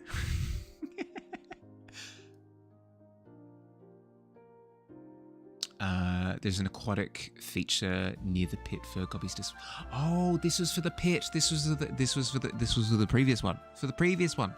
My bad.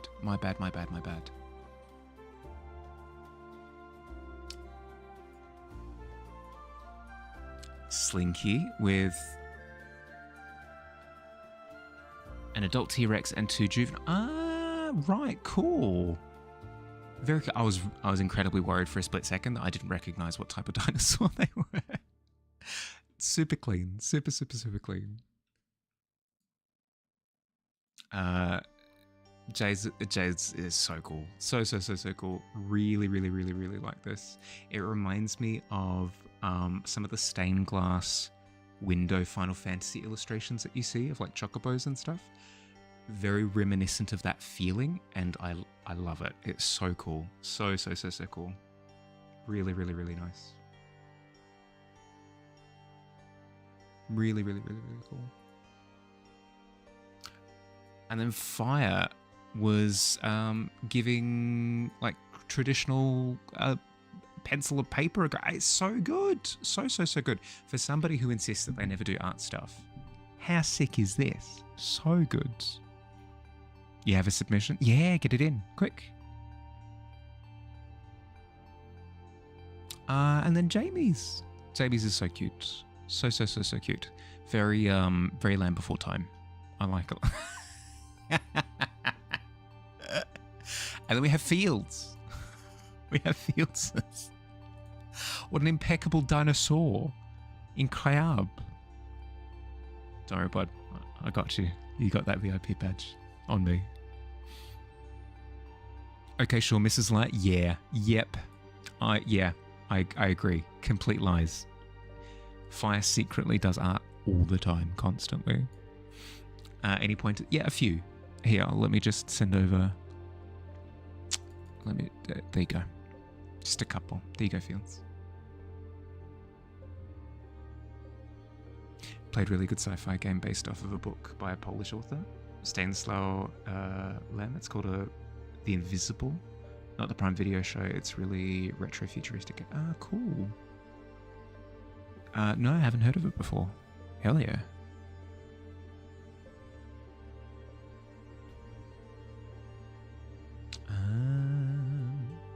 Do I want to?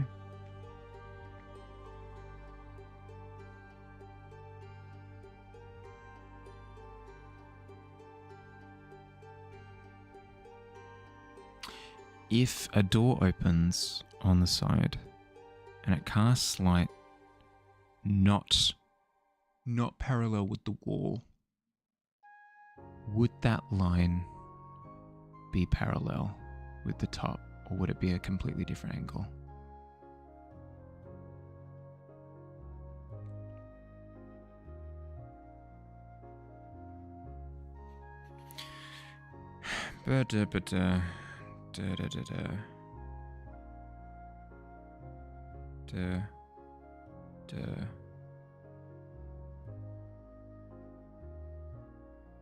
It would be on a different angle.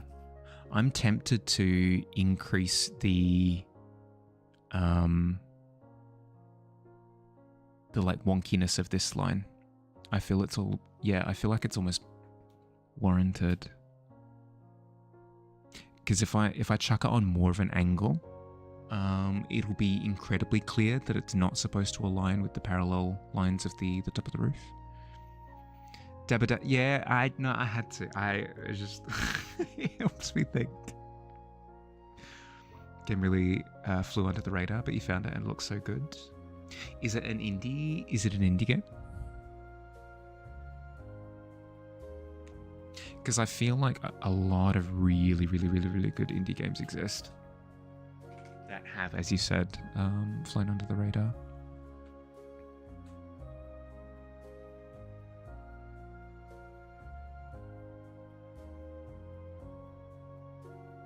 Let's try this. You know what? I'll take my own advice for once. Duplicate the original layer, hide it, then do all of my experiments, and then if I don't like it, I can always go back. Wode, hi! Welcome in. Welcome in. Hope I serve butterbeer at this tavern. Hell yeah, I do. You can put a request in. Hell yeah. Been some time. Yeah. Hey Ben. How you going? Hi. If you've got work, by the way, word that you'd like to share, we do a bit of an art tax here. If you've rated it, any work in progresses, anything that you're working on, any piece that you're really proud of that you want to share, would love to see. Either posted directly in the chat or the Discord. Either works. How was stream? How'd you go? Certainly alive. Ah, good to hear. Good to hear. Really intriguing. Has a lot of philosophical themes. Yeah, it was made by a small studio. Yeah, there you go. There you go. How have I been? Yeah, good. It's been rough for the past couple of weeks, but we've turned things around as of this weekend. So feeling really good. Feeling really good. To anyone who's come in with Wode and you haven't met me for the first time, if you haven't met me before, hi, I'm Harley. Nice to meet you. I'm a fantasy illustrator, so portraits, scenes, characters, landscapes, that kind of thing. If you like this type of stuff, you might like me. Time for an upswing. Yeah, yes, correct. Let's carry forth with that momentum, shall we?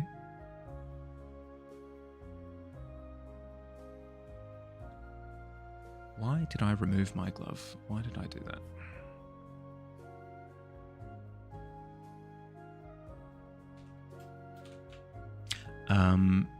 But yeah, Trebet, to speak to that, there have been so many instances of stumbling upon just little indie projects or games or whatever that came out 5 years prior, 10 years prior, and I had no idea, and just absolutely loving them.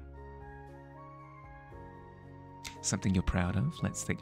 No artist cop out, by the way. No, like, I'm not proud of anything I've done. Because that's an answer I'd give, and I'm not accepting it. Dig deep. I believe in you. You got this. Some kind of dandy who wishes to challenge you to a duel with a glove stab. Yeah, no, that's true. I did throw it down.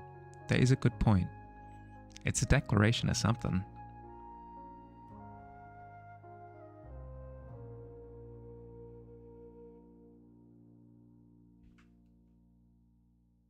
Okay, drastic angle. Drastic angle.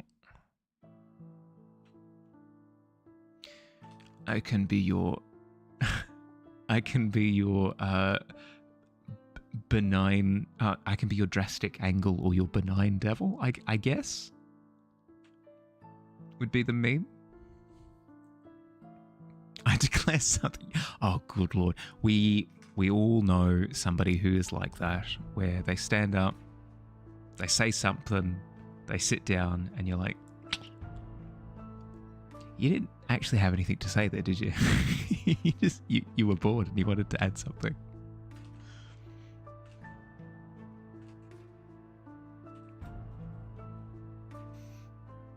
I can be your angle or your devil. Hey, it's so good every time, no matter what the format.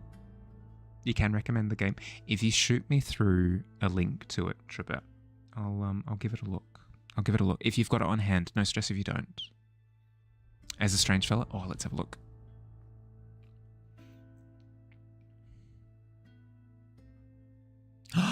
Strange fella indeed. I love him. Wode, you already know that I love your textures, and this is no exception to that. No, it's awesome. Really, really, really cool. I love the allusion to, like, nightmare in here. So good. So good. With the gnashing teeth. Incroyable. Incroyable. Really, really, really good. I like it a lot. Thank you for sharing. Thank you very much for sharing.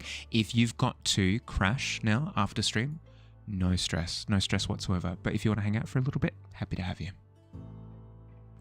You got it? Sweet. Let's grab that. Peace off, YouTube. I click pause and it ignores me. It's like Flesh and Architect. Yeah, Wode is really, really good at like that disturbing, like abstract. It's creature flesh, but it's not depicting like run-of-the-mill anatomy. So it puts you on edge. It's really, really cool. Really, really, really, really cool.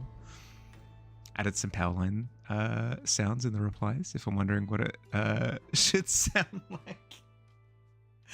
Should look at what I'm working at, surely. Yeah. I'm working on this little guy. I started him a couple of months ago, but I pretty quickly hit a brick wall with it. So I stepped away for a little bit and worked on some studies, and I'm back working on it now. Almost finished. Super close to finished. Yeah. Arata. Looks interesting. Very much so. Very, very, very, very much so. I always describe Wode's work as evocative.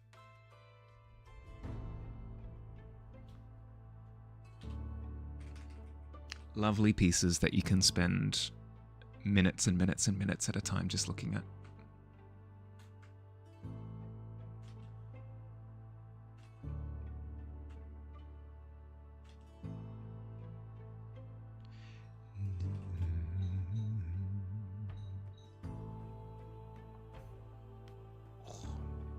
Crunchy neck.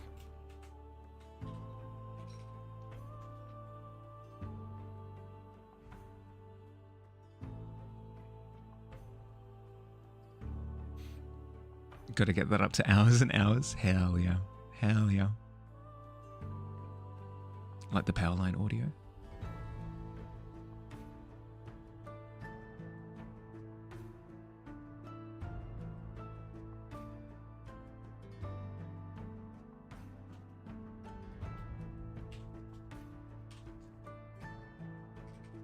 I'm jealous of the type of contemplative work that does have you just standing there looking at it for ages.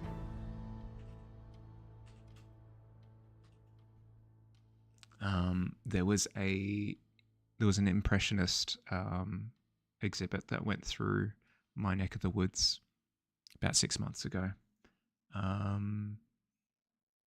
I know it's like overplayed. It's like, oh, looking at the masters, but it's kind of true. It's kind of true. Looking at work that very much so was against the grain, and how they had like mastered their craft, even though people were telling them like, this is awful. I don't know. It's very super inspirational.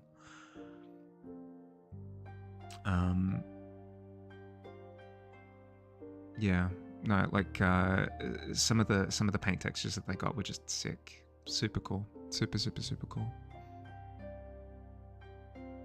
Power lines is sort of like a giant mass breathing over your head. I will cheekily admit that when you had initially mentioned power lines, I had thought that you meant power line, the the musical artist from the A Goofy movie universe. But I very quickly dismissed it, I promise you. That's how you imagined it too, but your brain was thinking of wind passing through a cave with metallic hum to it. Oh, very cool. Very cool. Art history is good to explore. What sort of BS they were grappling with. Yeah, yep. People like tackling their ankles. It's like, piss off, I'm trying to do cool things. Hands are kind of done. Can finally start sketching the clothes. You feel so free. Congratulations. Good job. Awesome. That's awesome. That's so good. If you'd like to share your whips along the way as well, Trippet, I'd love to see. No pressure. No pressure if you want to keep them to yourself, but I would love to see. Powerline is where it's at. It's so good. But what if? Yeah, exactly. I was just... My brain did do a what if, though. I just... Never have I ever experienced that sensation of, I really wish this artist were real.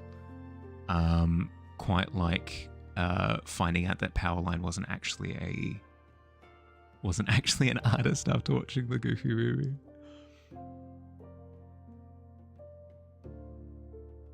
I suppose like Powerline and Edna Mode, I guess, would be the two. Such a whimsical prank, of course. Can't even remember Powerline's music. All whimsy is clearly gone. What? Quick to YouTube. Powerline, eye to eye. Get it in you. Well, you still have a pulse. Quick.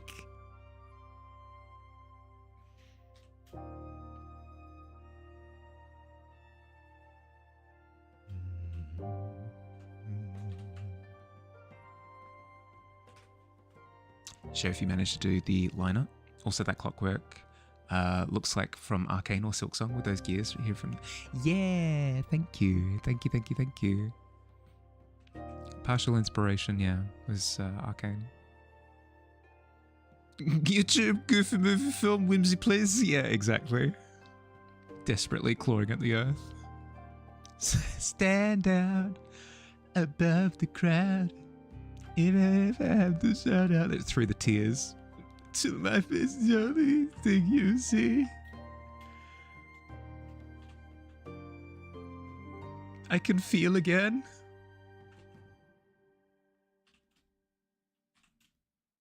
Gotta stand down, hey. God, that soundtrack, it's illegal. Oh, you want the cheesy looking pizza from the... Oh, good, the cheese pull on the slices? Good lord. Hey, Max, check it out. It's the leading tower of Cheezer. Oh, God, there are so many lines from that movie that will just forever live in my brain.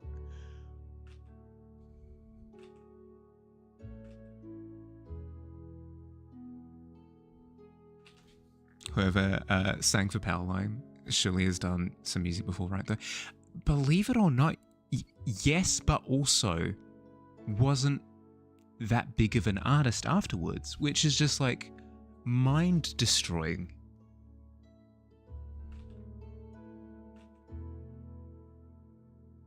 I mean, they're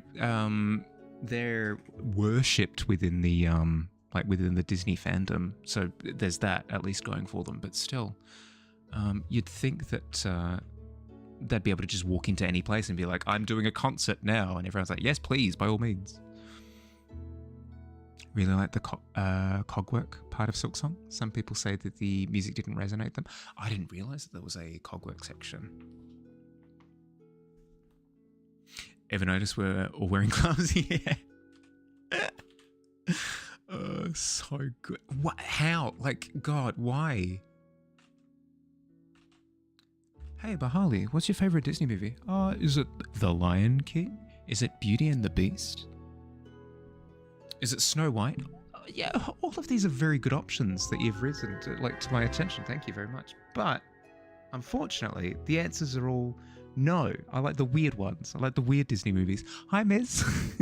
Welcome in. Nice. How you doing? How you doing? Hi, Miz. How'd you go? Welcome, welcome, welcome, welcome. Aiden, hi. How you doing? Shouldn't have said that. Haven't played that. No. All good. All good, all good. Frick! Ads! Sorry, bud. So popular these days. I know. Gratefully so. Sorry, I'll wait until ads to welcome you in properly. Sorry about that. The timing is always awful. Not on you, on me. Timing is always awful on my ads. Tavern Campbell was the one who sang and played Powerline. Yep. You're streaking over here. How you doing, Miz? How was your weekend? I promise I'll do all the bells and whistles. I promise all the bells and whistles after we're through with ads so people aren't locked behind.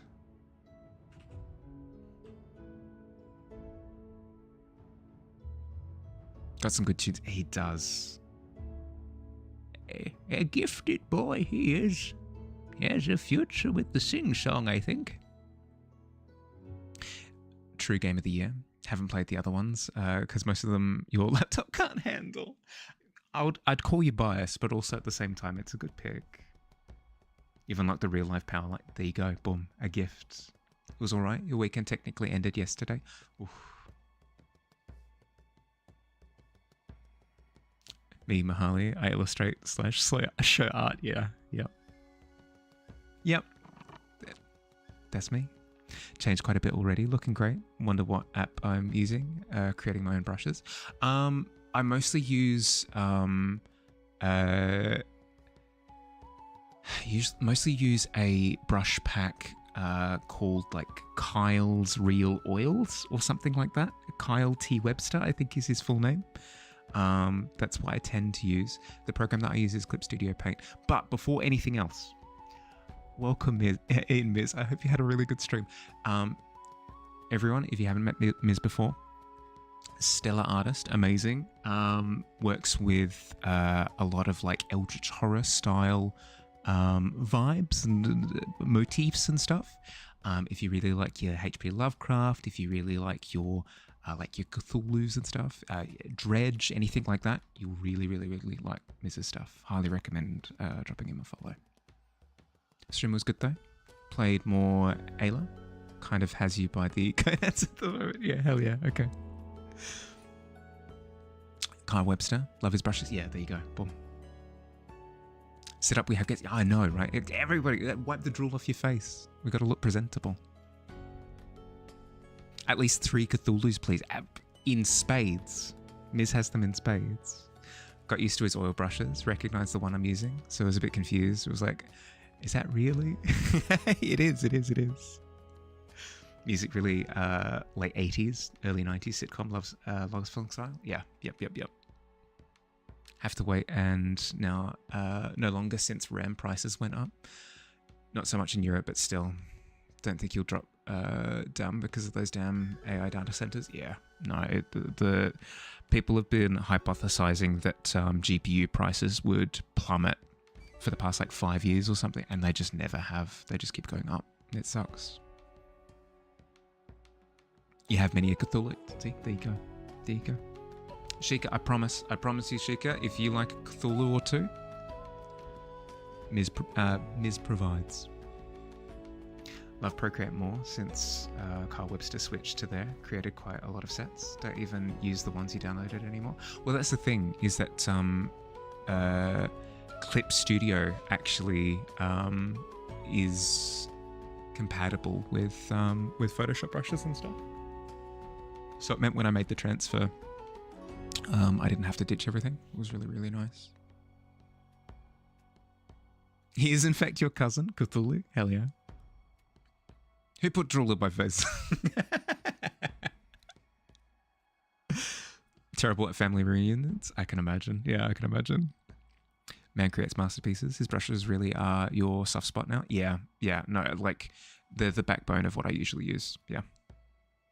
Also, like a side of Innsmouth, townsfolk. But Innsmouth, they're like weird fish people though. Not to judge, but I'm judging. Which Eldritch horror is the most romanceable? I don't know. There are a few. Cthulhu's pretty cute. Is the Yellow King? The Yellow King is the one where it's like tries to recreate the play. I reckon there's something there. Can't wait for the bubble to pop. Yeah. Yeah, me too, Tribbit. Me too. CPU market has not had its thermonuclear meltdown that's been promised. Yeah. Yep.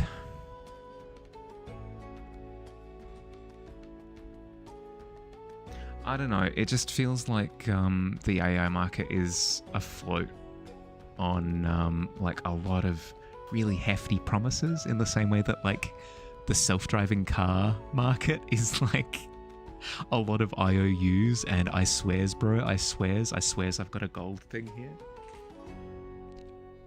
Like, how much gold do you reckon I have behind my back? However much you say, I probably have more. A lot of promises like that. I don't know. It's just very, very weird. Cthulhu is very partner swappy. Yogg-Sothoth knows the gate common now. Yeah, I was so giddy to find out that Warcraft had made like elder gods in the vein of H.P. Lovecraft. Yogg-Saron, Cthulhu, some other one, Yasharaj, like really, really, really, really cool concepts. I like it when sort of more mainstream stuff goes off the deep end. Yogg-Sothoth is pretty romanceable.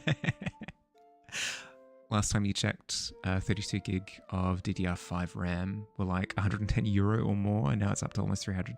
I got super lucky in the sense that I upgraded my CPU, motherboard, and RAM like 6 months ago, just before the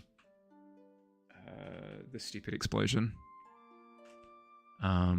I am of the impression that prices aren't really going to go down from now, at least not for like a decade or something.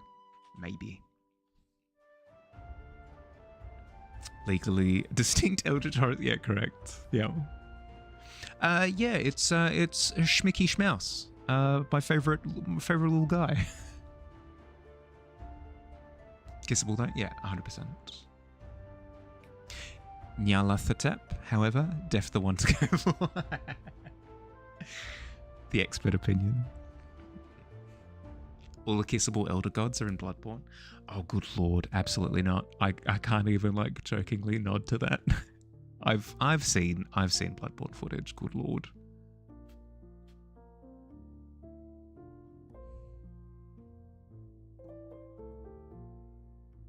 What's the one that appears like pretty early on in the game? The something beast, cleric beast? Is that the? No, thank you. No kissing for me, thanks. I am good.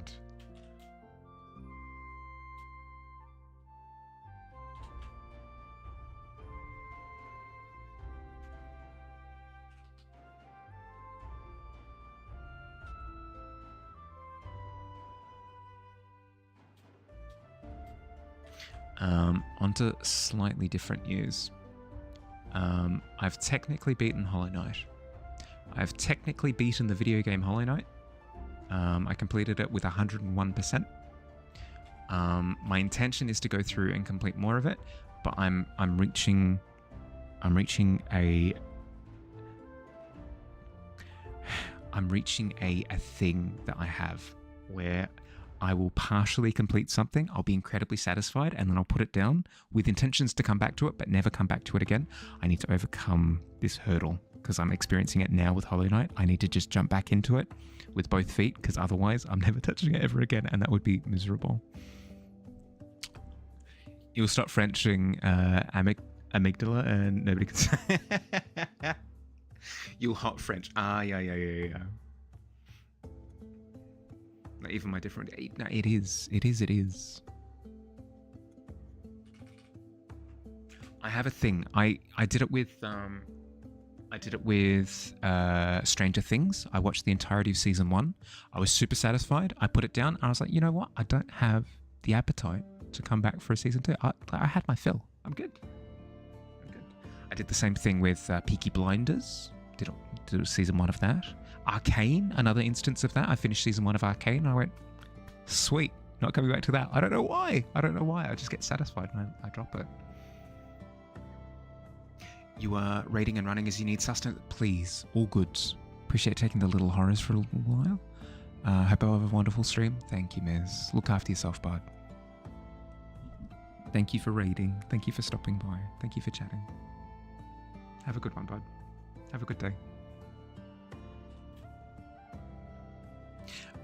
But yeah, I don't know what it is. I do not know what it is. I partially complete. I eat half of my plate. I go, yum, yum, yum in my tum, and then I walk away. Don't know what it is. You may leave the tavern as well. All good, Wode. All good. Thank you for the raid. Thank you. You should get to bed. It's, good lord, it's late for you. Yeah, no, sleep, bud. Thank you for stopping by. Thank you for staying for a bit. Look after yourself, bud. Think about that video of Germa discovering that old school cutscene screen is what they use for Orphan of Kos. It is always fun when people go deep diving for like clip sources.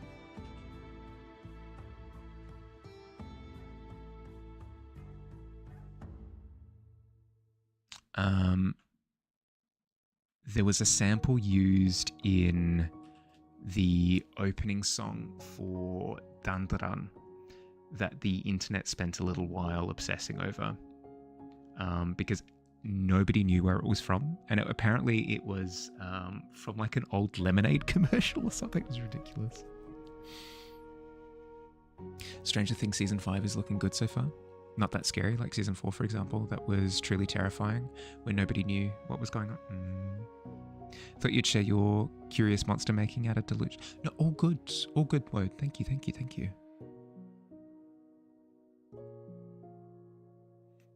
Couldn't get into that. Really? That's fair. Like there's a poppiness to it that I get that. I don't know, the music is so good. The music is so good from both season 1 and season 2. The quality of animation is also breathtaking. I hate the need for like fan servicey stuff though that appears semi regularly throughout it. Would be my only gripe.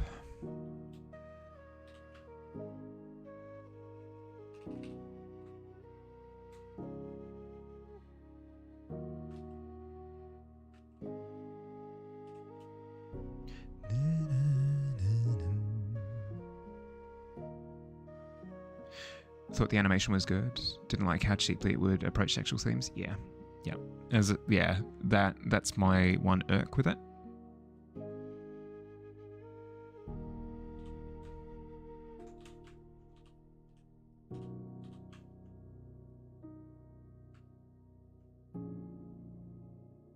Season 5 feels like it doesn't have time for introductions stuff, just heads into the action and theories.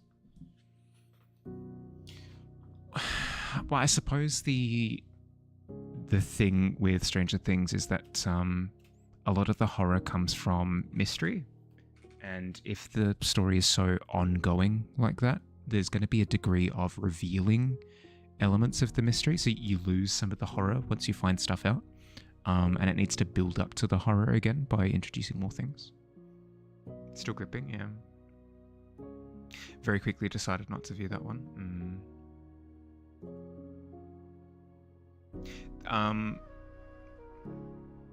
There's one particular episode of Dun Dun Dun that made me commit to it through the cringe.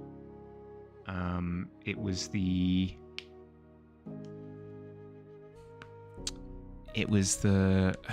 story of the dancer. If you're familiar, then you know. If you're not familiar, then obviously you don't know. But incredibly well done storytelling. Really, really, really, really good. Really, really, really, really good. And then thankfully in season 2, they've reduced the stupidness, which I like. The fanserviciness. Good lord. Not a word for a reason. I had the urge to watch One Punch Man because I've read up to current day or something. Current day like 6 months ago or something. And I was like, hey, you know what? I could watch One Punch Man. Like I could watch it. I really enjoy the manga. I'd be curious to see what it looks like. And then I was hit with like a video recommendation about like how season 3 was the worst thing ever.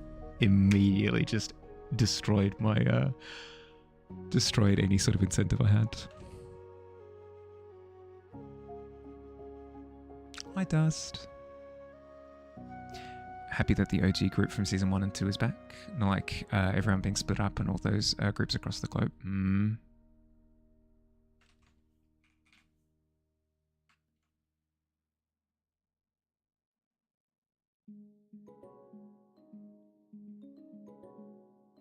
If I go green, grey, yes, I can. Yeah, cool. Can watch season 1, just call it a day, honestly. That's the impression that I got with how like satisfyingly it wrapped up the story.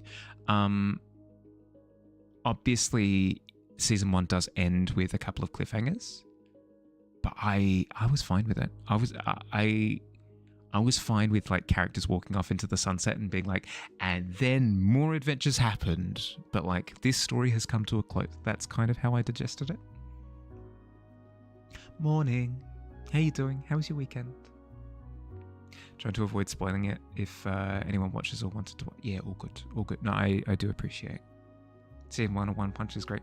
Yeah, I've seen snippets of it. Like I've seen the Kabuto fight, for example. Really, really, really, really cool.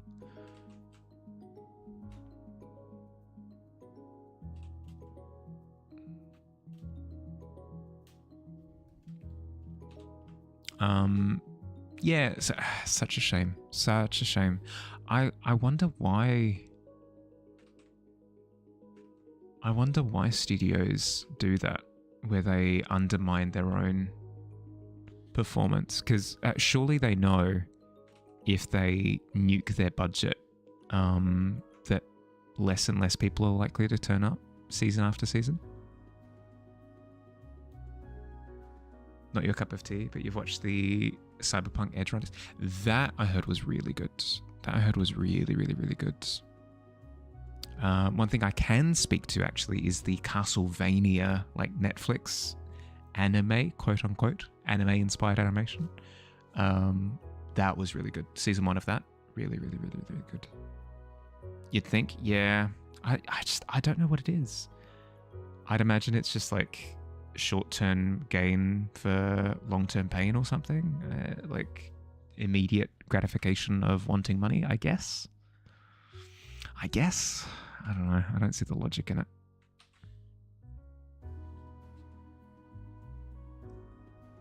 by just getting back Burner Studios to animate it. Some people speculate it might have AI. It's a bummer, but you've been wanting to read the manga anyways. Yeah. No, because that's the thing, right? Is that if they churn up and spit out a season like that, I'm not inclined to touch it with a 10-foot pole. You know, I'm probably never going to watch like the entirety of season 1, any of season 2, any of season 3. Even if seasons get good after season 3, they've kind of like they've communicated that they're fine with turning up garbage. Not that into anime. Don't know why you started some and dropped them after 3 episodes. There'd be some that are just enjoyable watches, anime aside, like the tropeless ones. I'd say Death Note is a really good example, where Death Note doesn't have you're like, uh-oh, I did a pervert, or uh-oh, beach episode, or now we're doing like the bonding thing where we go through a scary place and we need to hold hands because we're scared. It's like Death Note has like none of the anime tropes, and it's a really good time. So if somebody were to say, hey, I'm not into anime, I'd probably recommend something like that. On Netflix, the Doom of Witcher. I heard that Witcher season 1 was good. Did they actually continue Netflix Witcher after? Yeah, they did. Yep. I did a pervert is the funniest. It's true. It's true. They're like, oh no, where did my pants go? Like, really?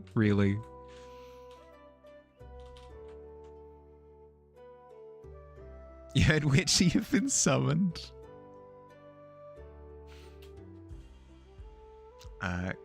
Gits is great. Gits? I've never heard of it. Want the Witcher experience, just play the games or read the books. Would you not say that season 1 is worth it? Would you not say just like watch season 1 and then go play the games type thing?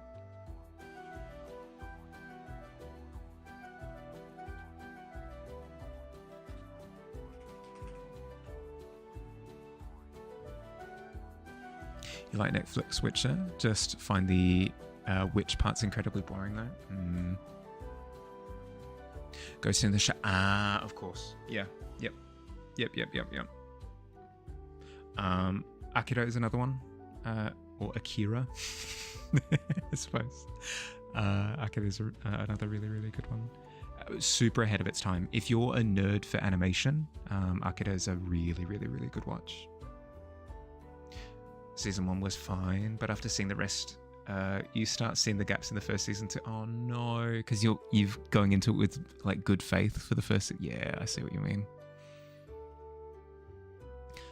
With season 2, they just use the names. It's not the same thing at all.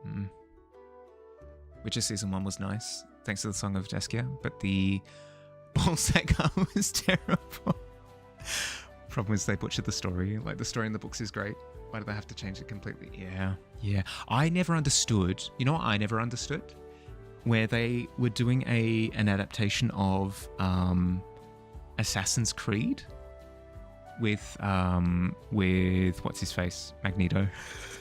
they were doing an adaptation of Assassin's Creed, and they just kind of threw out everything. They threw out everything. Like, absolutely nothing was kept from the games. They tried to go like completely original with it, which is fine, I guess, but like it didn't feel like they had an idea. It didn't feel like they were like, you know what, we would love to do the story of the games in Assassin's Creed, but we have this other really good idea that we feel is way stronger, so we're going to go with that. It didn't feel like that at all. It felt like they were just kind of wandering around in a room with the door closed, with no windows, kind of bumping into things. Michael Fassbender, yeah, with Fassbender, yep. Complaining to the people on set what they were doing is wrong, doesn't work according to the books. They just told him something along, just act it. Yeah. Hence why he left, right? Why was the Animus like that? Right? Why was it a weird GLaDOS from Portal? Like, big winch machine. I guess it was their attempt at making it more cinematic, I guess. But you don't need to. It was fine. Like, you don't need to show Michael Fassbender doing a big run around.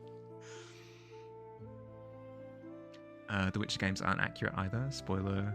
But they kept it. Yeah. Okay. Sure.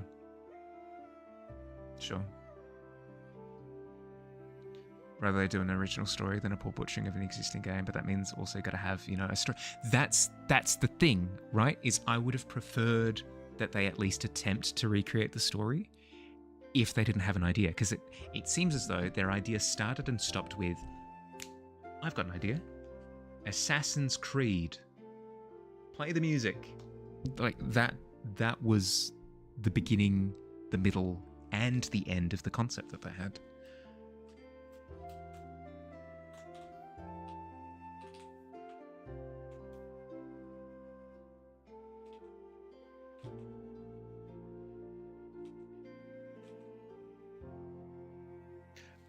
As much as I bang on about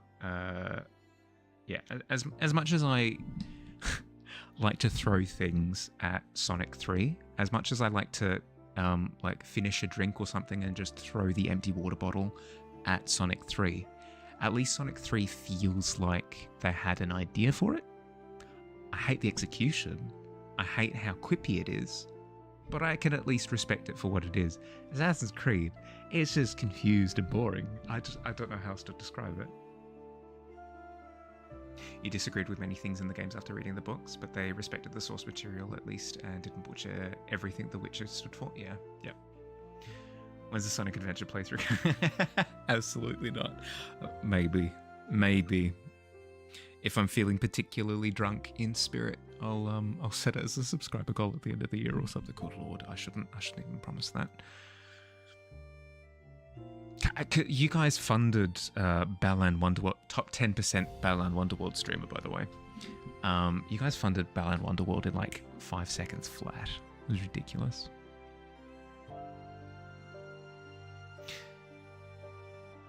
It is the end of it. No, it is. We've got a little bit though. I need to finish my commissions and then I'll think about it. How are we at 2.5 hours already, by the way? Good Lord. Time flies while you're ranting and raving. I suppose. I should make the tops of this side of the buildings. I should make it way brighter.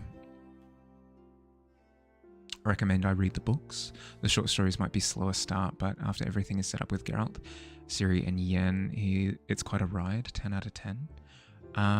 Kessa, I'm gonna be super greedy. Would you be able to shoot me like a DM or something that's just like read the Witcher books or something? Like, my memory is terrible. I forget a lot of things that I've said, like, oh, I'm interested in finding out more about that after stream. So if you can shoot me a DM with just like read the Witcher books, please and thank you, because I am looking for things to read at the moment.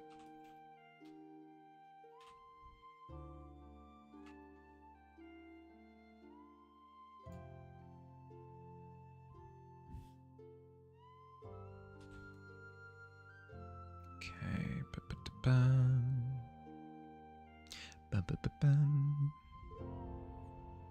Don't have my stream memory document. I do, but the problem is, I do a couple of things on it, and then it goes into like the void for a couple of months, and I forget. I forget to check it. I forget to tick things off.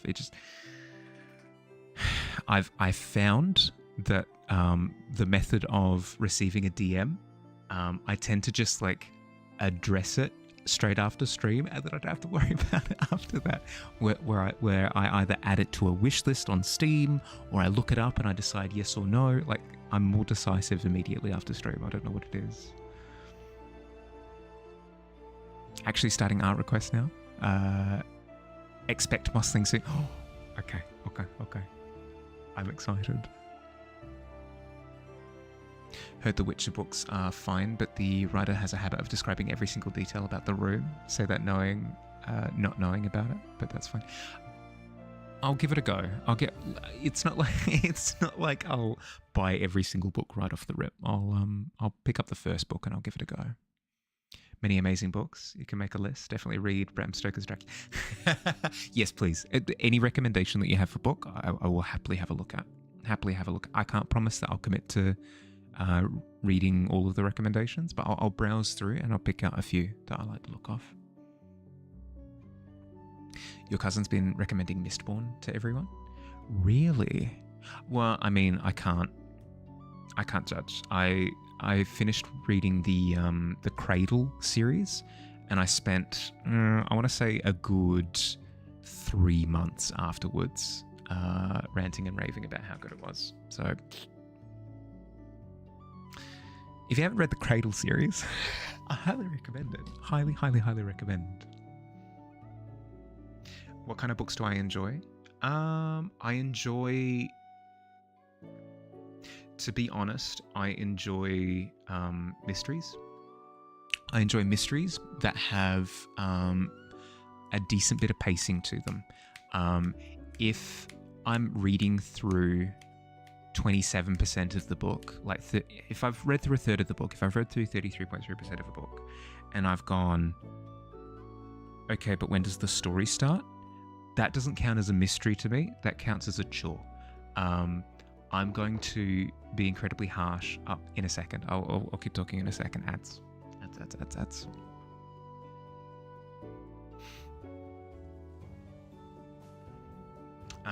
Well, no, because you've got a key. You've got a key. You can circumnavigate the ads.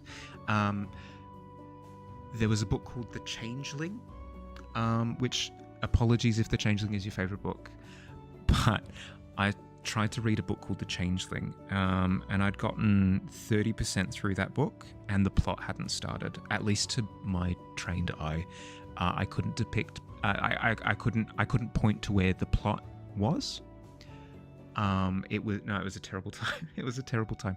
At least for me. The Changeling was a terrible time. So I enjoy a mystery, but as long as I can as long as there's a sense of pace, things are happening, you know. Changeling sounds interesting. It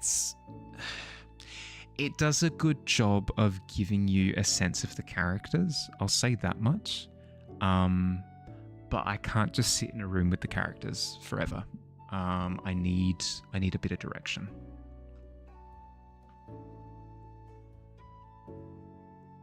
What you really need, the time you do all of this, reading, games, video, Yep. I get little fractions of it. Like, I'll go for a couple of months where I'm reading every night, but not playing any video games. And then I'll go for another couple of months where I'm playing video games, like a little bit before bed every night. They all change out. Tell you about Cradle. If that's a genuine request, I absolutely will. Don't have to tell me 3 times. Haven't read a book in ages. Really passionate reader when you were younger, but you started appreciating animation medium last year, which is what brought you into drawing. Yep. Roll for insider trading. 16's not bad. 16's not bad, insider trading. Roll for destroy digi with your mind. A clash of fates. 16 apiece. Hi Bebop, how you doing? Anyone have interesting book with Feywild plot? Not Feywild specifically. How do you do with like goofy books? Because one does come to mind, but it's on the silly side of things. Discworld, if you've heard of it before. The Color of Magic. That's more of like an anthology book, but that has some Feywild elements to it. In completely other news, you posted a pic of new trolls in the Discord. Got them at Christmas market. Oh, I'll give it a look in a second. You have a show with the Feywilds, not a book. He can't do that, can he? Your goal was 50 books read. You made 26. Not terrible for someone who hasn't read in like 10 years. That's not bad. Was it for this year, 50 books this year, that's almost a book a week. That's really good. That 26 is not bad at all. Currently reading Outlander. It was has some history, some old tales, and all the superstitious people had back in the day. Superstitions people had back in the day. Might be a bit graphic with some violence and heterosexual touches in it, but you quite enjoy it so far? Yeah, okay. Goofy, it's fine. You love Terry Pratchett books. They're so playful. Yeah, okay. Well, there's my one and only. I mean, I suppose like Chronicles of Narnia technically count as Feywild as well. Twas a bluff. You have called my bluff. Oh, I admit it. I can't destroy everybody's brains.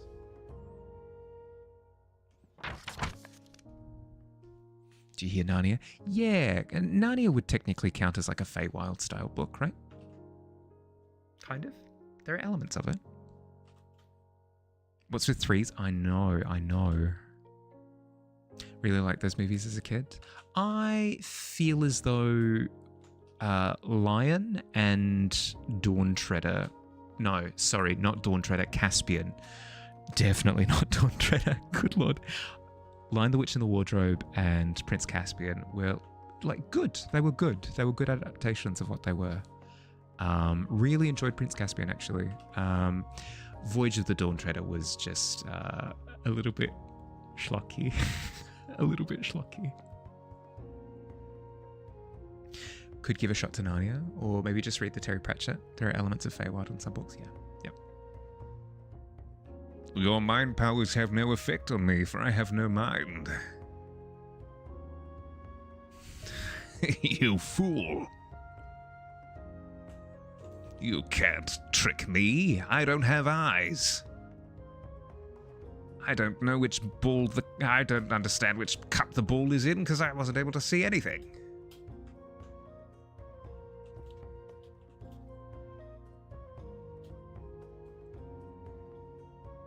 You only know the movies. The books are quite good. The books are quite good. I mean, they're written with like a little bit of a younger audience in mind, I guess. Like there's like a young whimsy to them. I wouldn't say that they're not enjoyable as an adult.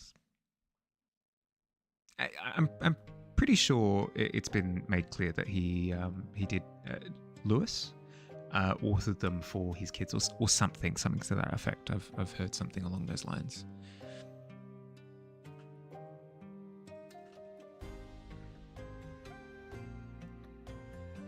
So it is like it's a younger writing style. So if you prefer something with a bit more punch, then you're probably not going to get that with the Chronicles of Narnia, but still. Keep buying books and then you don't have time to read them. Yeah. If you cannot outthink him, then I will overcook. I'm imagining that as an inner monologue, by the way. A really funny one with a serious expression on the character's face. If I can't outthink my opponent, I can outcook him at least.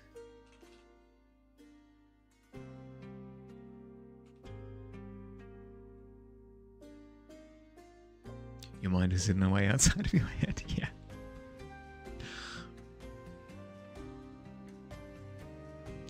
What's the thing that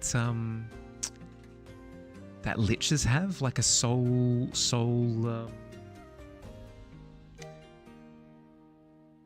reliquary? Something liches put their heart in a cardboard box somewhere. Tolkien and Lewis's friendships was great. Yeah, no, true. Life goals, right? Have a friendship as pure as that. It's the kind of fantasy you enjoyed as a child in Harry Potter. Yeah, yep. Phylactery, yes, thank you. There we go. Close enough.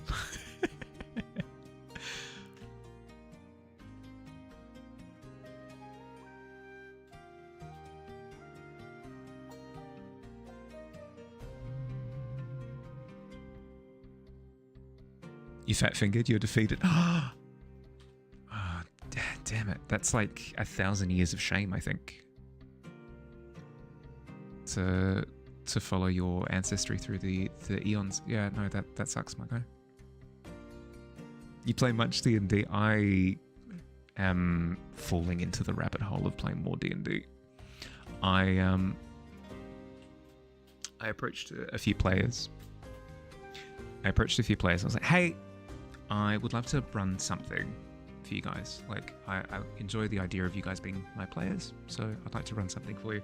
I'm probably going to keep it quite small scale because I just don't want to do super big scale stuff for online because I know that I enjoy offline D&D more. They're like, yep, cool, sounds good. Whatever you've got, we'd love to play. Sure, okay. So that I've got like, I'll do like a one shot. And then I come back to them in like a week after that.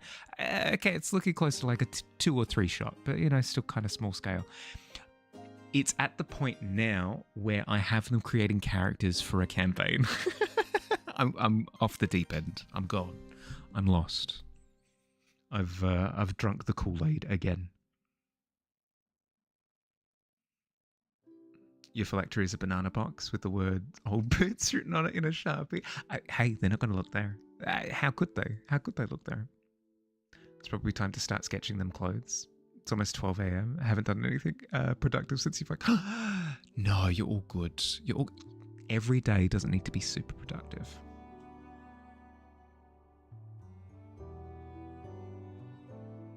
Your turn to steal digi stuff?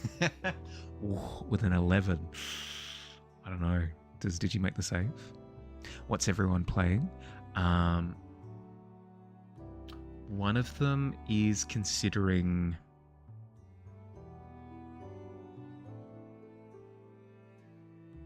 Some of my players might be in the chat right now being sneaky, so I'll vague post a little bit. Cool.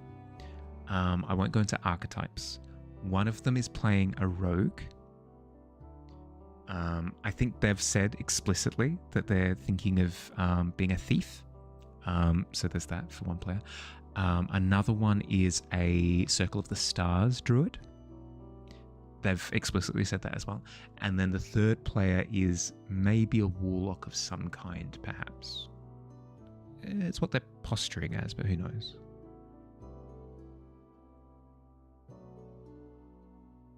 But you have to do something because you don't have a job yet. Yeah, that's fair. That's fair. Roll to guard my mind box. Oh, no. Don't feel guilty that you haven't done anything. But sit at a computer all day. Yeah, fair. Fair. Just avoid beating yourself up. That's like the worst thing you could do.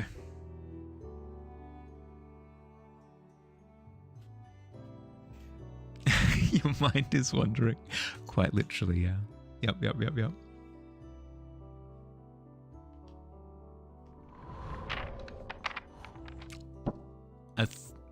Good Lord, a third.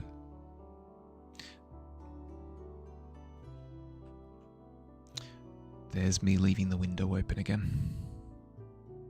Love warlocks and paladins. Always play a face for some reason. I do appreciate a charisma build. I've played Bard a few times and thoroughly enjoyed the entire experience. And then I masqueraded as a Bard, but actually played a rogue one time as well. So definitely a poison. Boy, fetch me the thought bucket. Oh, okay. You reach into the thought bucket and you pull out a parchment. And the parchment reads... Pit Gandhi is wanting a fungus from Duskwood Hollows. Use only straight lines. Ooh. Now that's interesting. What do you reckon? Is there a fungus among us? Kind of fun playing a bard that's not the face because they're too shy. Yeah, with Mimi, yeah. Well, that's the thing, right? Is musically gifted and high charisma might just mean like incredibly enthusiastic about your one particular nerd thing. Have a good rest of the day, evening. Thanks, Tribert. Look after yourself, bud. Thanks for hanging out. Amogus. I did. No, it was my bad. Actually rolled your eyes so dramatically at Fungus Among Us. You like straight lines more than curved. Okay. Okay. So tempting. Tempting.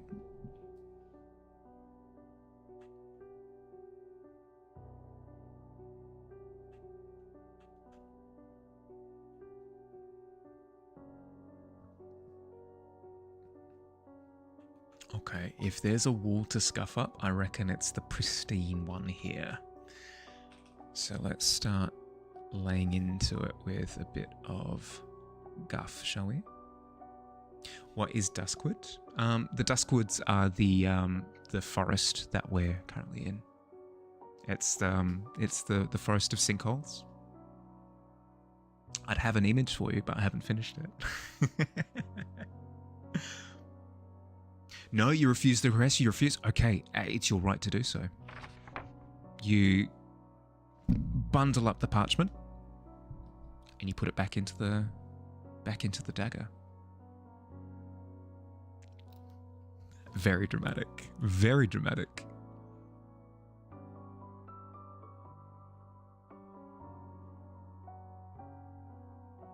The bucket is full. Yep.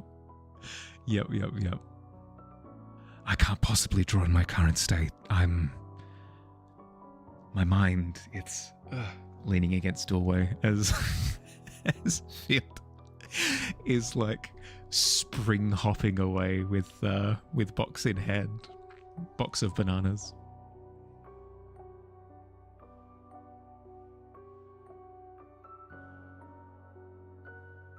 You'll not be constrained by such rules. But that's the quest bit. But that's the quest bit, did you? What constitutes a straight line? It like lines that don't have curve to them. So, straight line, straight line, straight line, straight line. As soon as it becomes like this, at that point you've breached the terms. Forgive me, boy. My mind, it's elsewhere. You're standing next to a window and you see Fields like cat burglar style tiptoeing away cartoonishly. Diagonally straight. Yeah. Yep.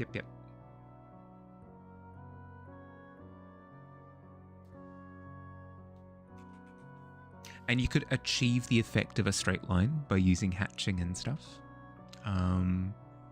There are workarounds.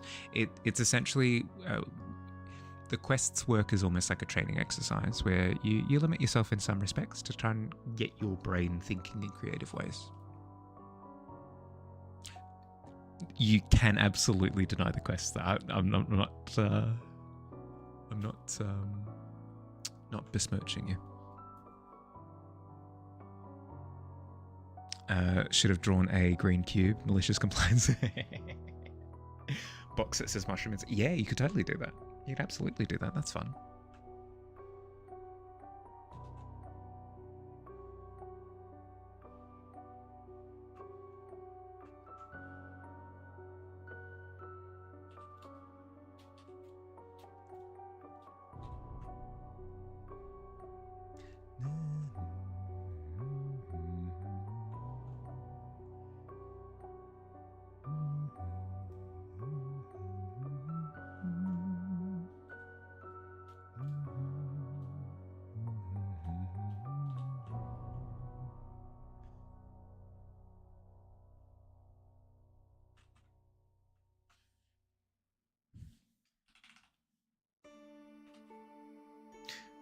Really, it just really only like ones that don't affect the shape too much. Yeah, no, that's fair. That's fair. So the ones that are more constraining in terms of like color or theming and stuff, yeah, fair. The rat skellies, yeah, little rat skelly up the top, a couple of rat skellies in the background. Yeah. Oops.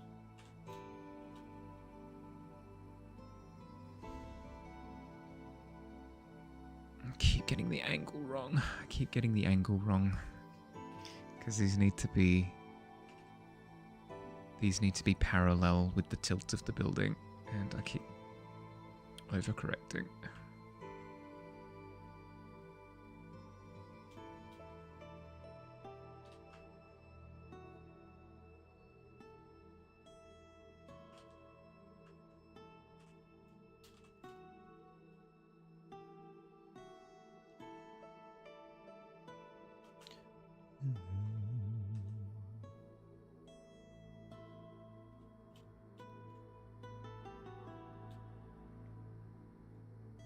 Okay. Washing lines, yep. Blue. Leaning in a little bit to the indigo.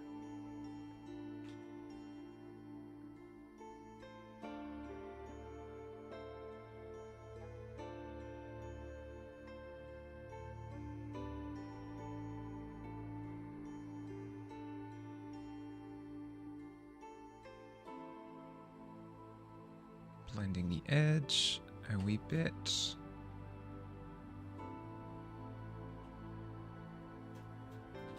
Then bringing some of that lightness into the face of it as well, because it's pretty directly facing into the sun. I don't really need to put a pattern on it with how far away it is, but we'll see how we go. I'll give it a look-see once everything's in good nick. Yeah, like that's fine. That's so heckin' far away, you won't be able to see anything. I do want to put like a little ribbon or something down here as well, just for a bit of splash of colour. Night dust. No. Your mind is not your own. What? What is that a reference to? It's on the tip of my tongue. My mind is not my own. Isn't that a Destiny line? You think you need to draw your mind box?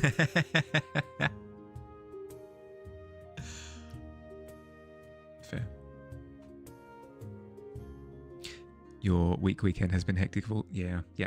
A bit of time in the pit serves you well, I reckon.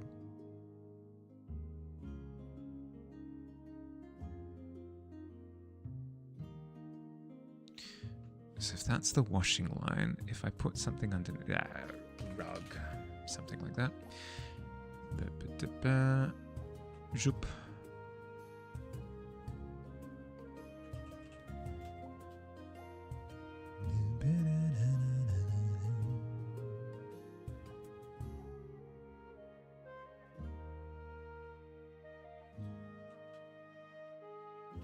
There we go. That just breaks it up. Nice. Nice. That breaks it up nicely. The boxes where you keep slave whisper suggestions at night. I cuts back to Digi just swatting at his own ear, like, get out of there.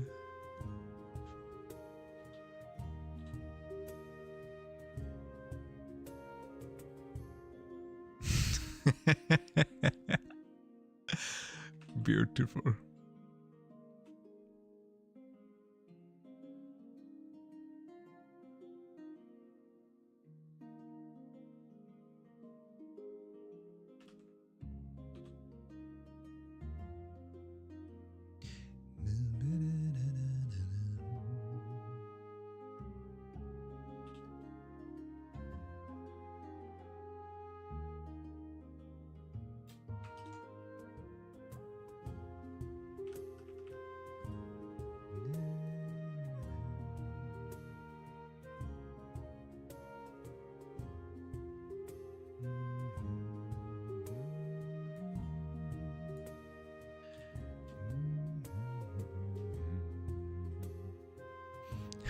Boy, fetch me the war chest.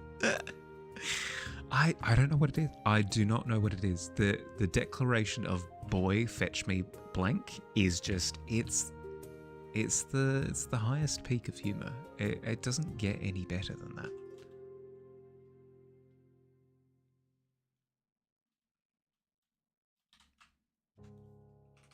Show me one good example. It doesn't exist. Yeah, boy.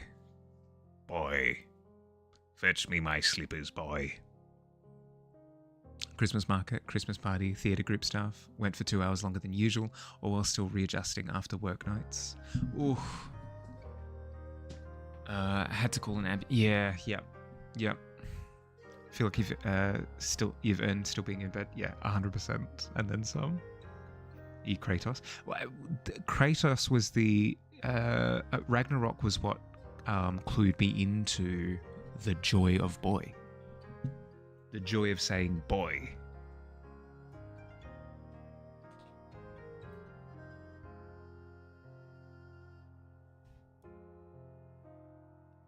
Any One Piece fans?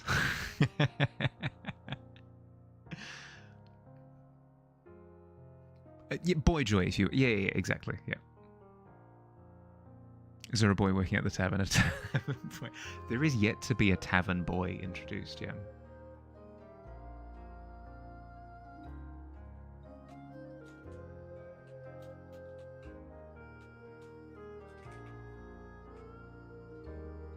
New law. Who's this? Who's out? Am I being introduced to new law? Why, hello. Name him Joy. Joy the boy. It's got a ring. But if his daughter was still alive, he'd say daughter. No. If his daughter was still alive, he would still say boy. It's got a nice ring to it. It's not even the fact that he's like mistreating the child. It's just, he likes the sound of the he likes saying the word. It's just fun. Without your mind going weird directions.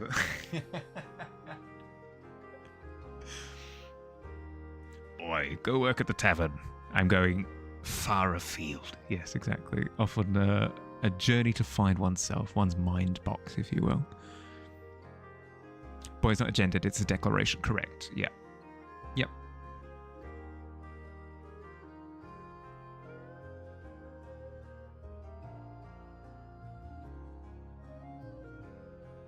There is an accusatory point. There's a secondary point in a direction. And then there's the confident utterance of boy. It's the circle of life, and it calls us boy.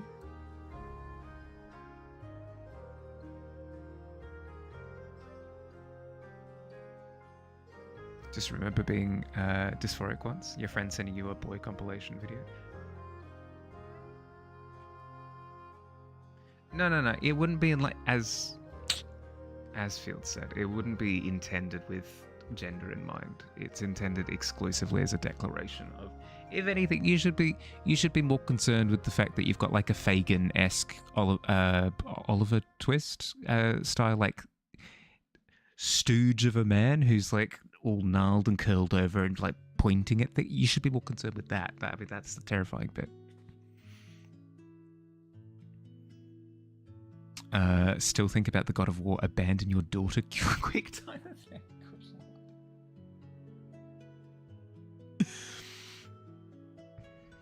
Boink.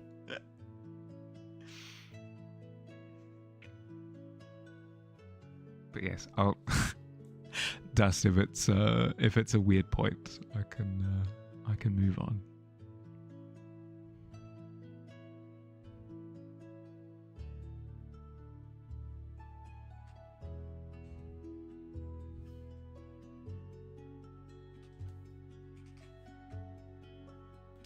I really want to play a D&D-esque setup where it is like Oliver Twist, Fagin, and you were instructed to do thieving. The weird part was the joy point. Yeah, okay, sure.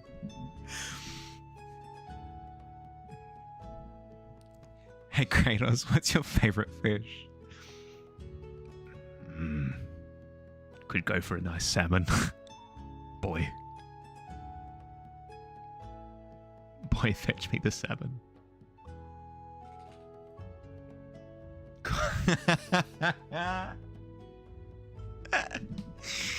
Yes. Oh, that's so good. Koi. But how do you know that koi exists? What? Hello?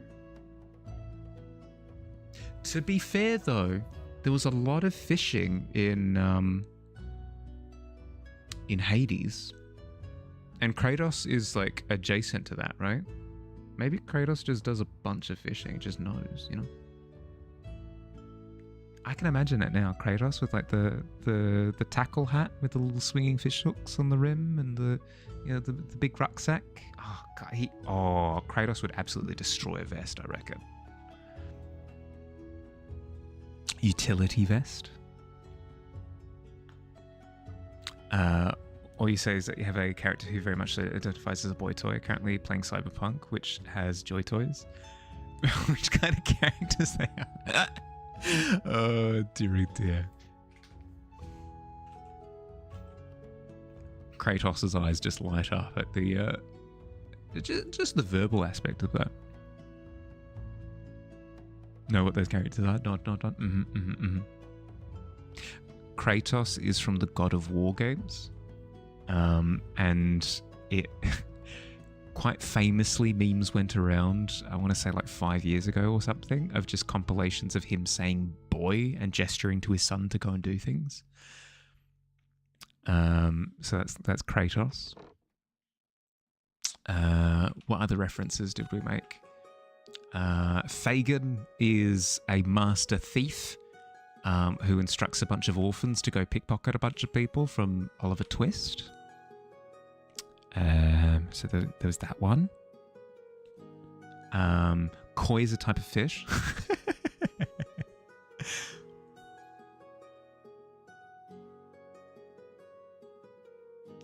2018. Don't tell me 70. It's 70. It's fine. 5 years ago, 7 years ago, same thing.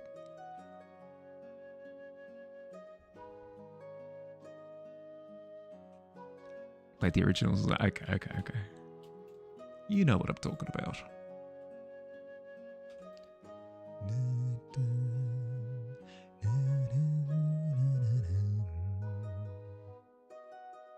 Okay, let's actually put in the shutters up here.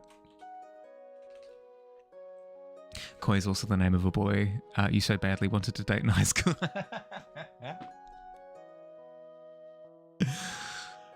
Oh, dearie. See, no, it's all connected.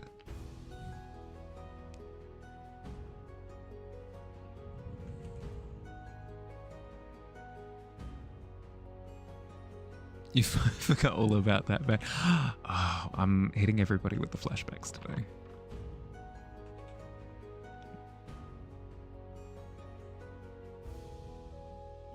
I'm waiting for something incredibly smarmy.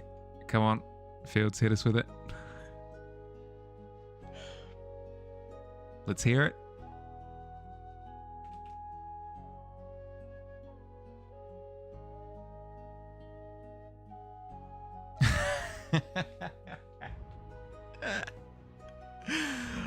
Oh, good lord. That's Snow White and the Seven Dwarves levels of naming vernacular at that point.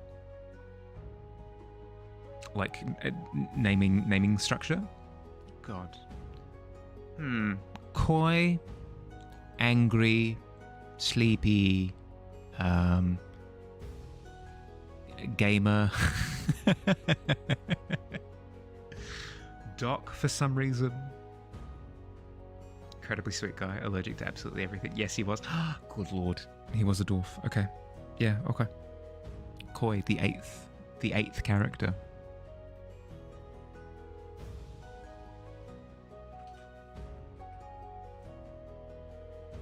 Now I'm curious. I'm super curious.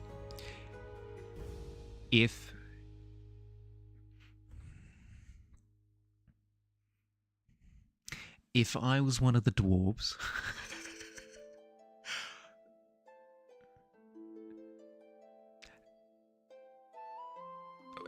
if I was one of the, do I want to hear? Can my psyche take it?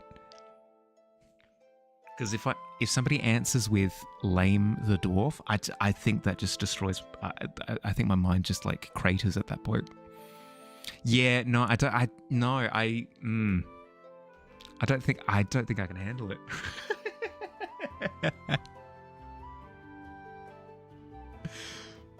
No, I'll do it. I'm committing. If I'm one of the 7 dwarves, what's my name? No, not big. Big guy the dwarf doesn't count. If anything, it's contradictory. Unless that's the funny bit where you've got 6 dwarves and then just a guy named Big Guy who's also there. I would. That is appealing. That is appealing. Oh god, that is appealing to add into like a D&D game or something. Yeah, no, if you head to this tavern, you'll actually find a trio of dwarves. Brothers, actually. Yeah, speak with them and you'll know exactly where to go. You turn up at the tavern and you've got Droopy, you've got Sneezy, and you've got Big Guy, who's just the most obvious not a dwarf of all time. The 3 brothers, the sweet 3 dwarven brothers. Drawery, nerdy. Yeah, okay. No, okay, I can stomach that. I hesitate. The reason why I hesitate is because the last time I left it up to exterior determination, I ended up with short spice, and it hit me in my core, you know?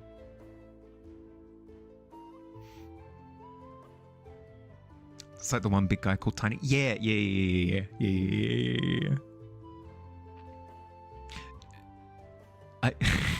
I do feel as though Nerdy the dwarf would like. I mean, if there can be Doc, there can be Nerdy, surely. Not Shorty Spicy, anything, but literally anything but that.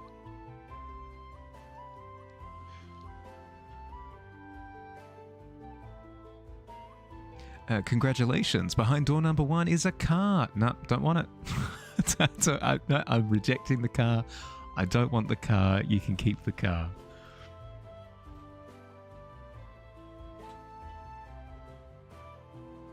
They're brothers, but one got the recessive human genes poking through the great grandma. Yep. Hell yeah.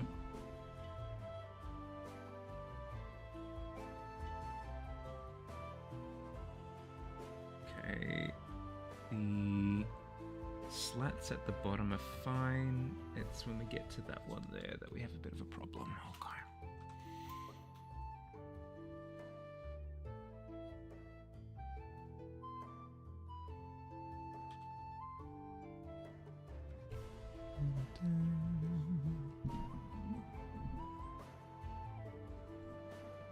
If I were a spice, I'd be bread.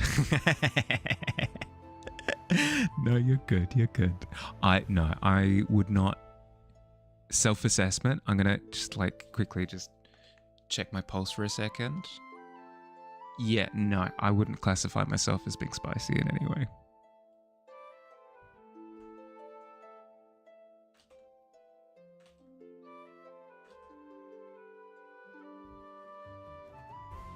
Now, when you say hardcore, one person comes to mind.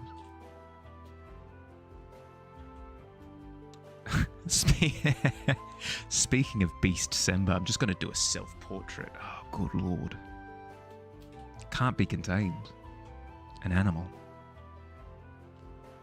More of a seasoning kind of guy? Yeah, okay. No, I can see that. Like a lemon and herb kind of seasoning, I suppose. Yeah. Where it's technically on the spice menu and you kind of look at it, you're like, that's not spice. You've listed things that are not spice. Lemon, not a spice. Not spicy at all. Spice, not spicy. Lemon and herb, no, sorry, herb, not spicy, the other one. So close, Fairy, so close. How you doing? What dwarf am I? Not really sure why I went to the pantry. No, you're good. I mean, if anything, it's indicative of your hunger levels at the moment, so grab a snack, but...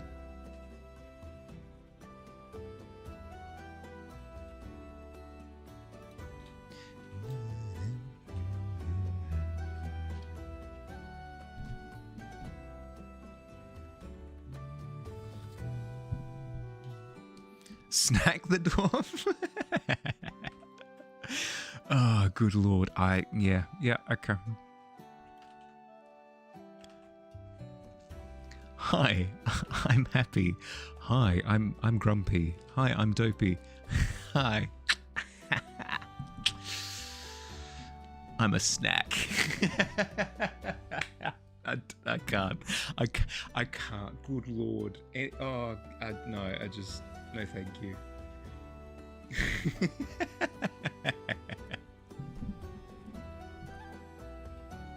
Yeah, the thirst trap dwarf. Yeah. Like doing the intense. Is it the Magnum from from Zoolander? Just doing the. Hello, camera. Hi. Just doing the pouty squint. I was gonna do it, but then camera decided to wander. Yeah, exactly. The dwarf. You're comfortable around all of the dwarves, except Snacky. Except Snack the dwarf. Blue steel. Yeah, blue steel. Hell yeah.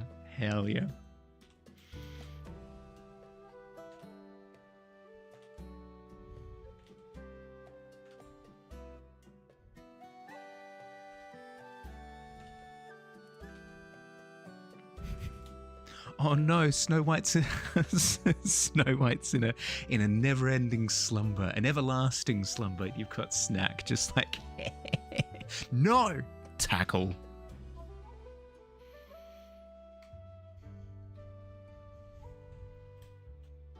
Terrible time.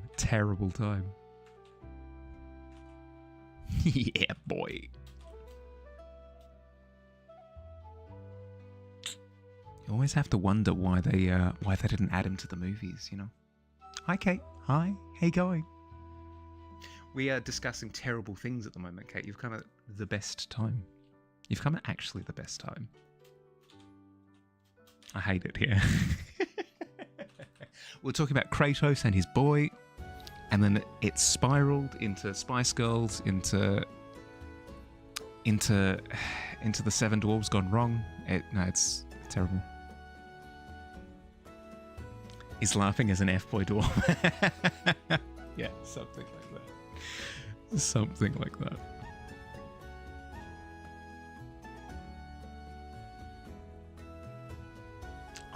I'm just so glad that like Instagram modeling and like all of that stuff just wasn't a thing during like the Disney Classic era. You know that they would just they'd feed it in. They'd have like an Aladdin genie eureka moment where they're like, references. We'll have like this stereotypical character. Oh god, awful. The D&D campaign might be cancelled. Sucks. You don't have to get into it if you don't want to, but if you would like to share, what happened?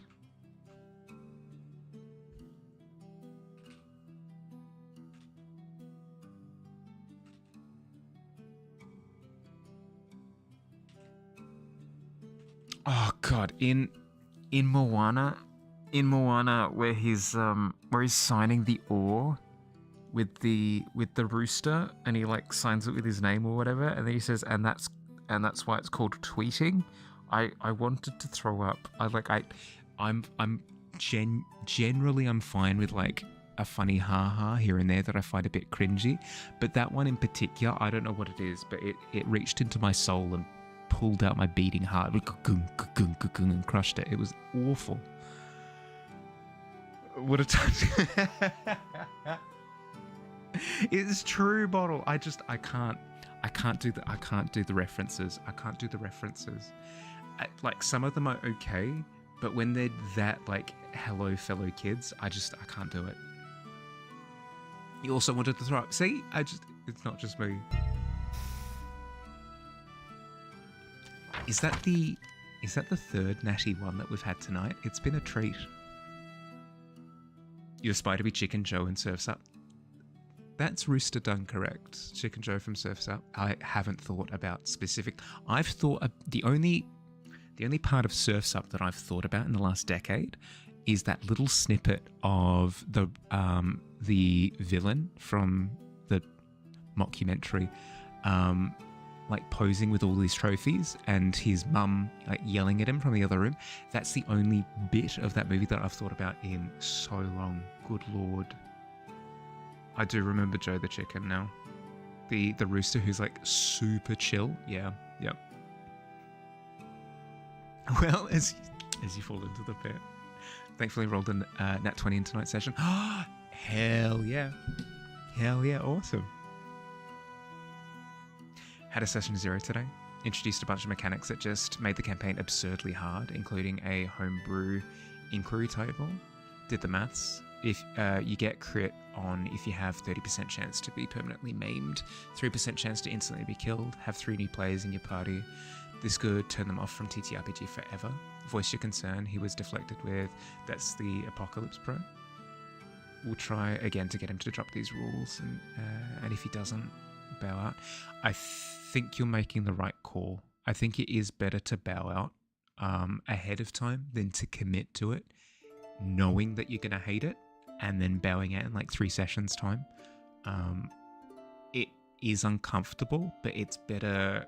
It's a better turnout than committing to it and having a terrible time. Because as you said, it burns the bridge with TTRPGs. It burns the bridge with like this DM moving forward. Better to do it ahead of time. Constantly say, I can feel it in my nuggets.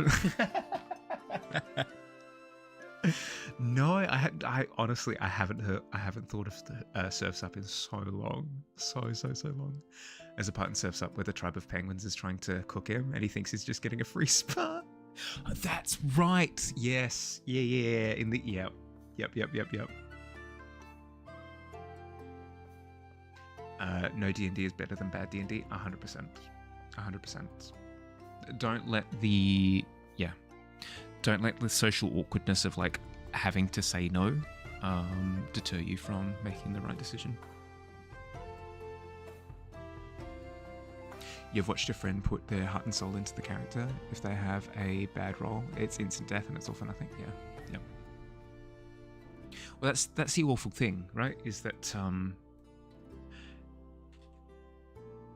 D&D at low levels is already deadly.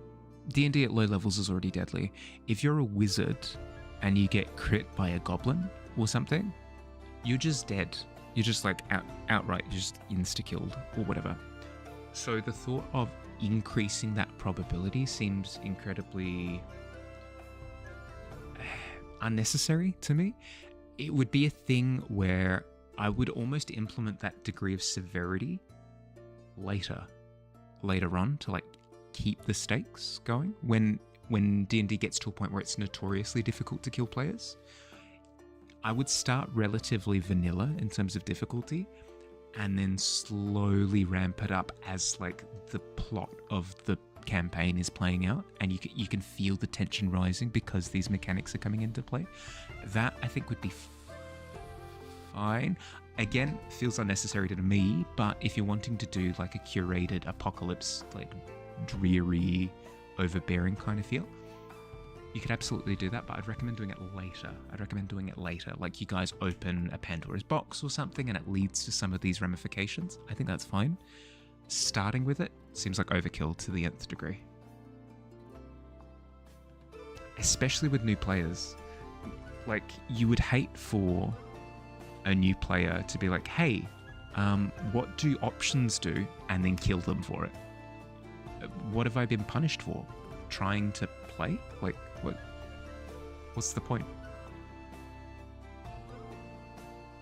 Chicken dough to have pastry costs $6. You just looked it up. Think deaths in D&D, giving the game spice. Later in the game is impossible to kill the characters without house rules. Yeah. Well, that's the thing, right? Is it's notoriously easy to kill players unintentionally early.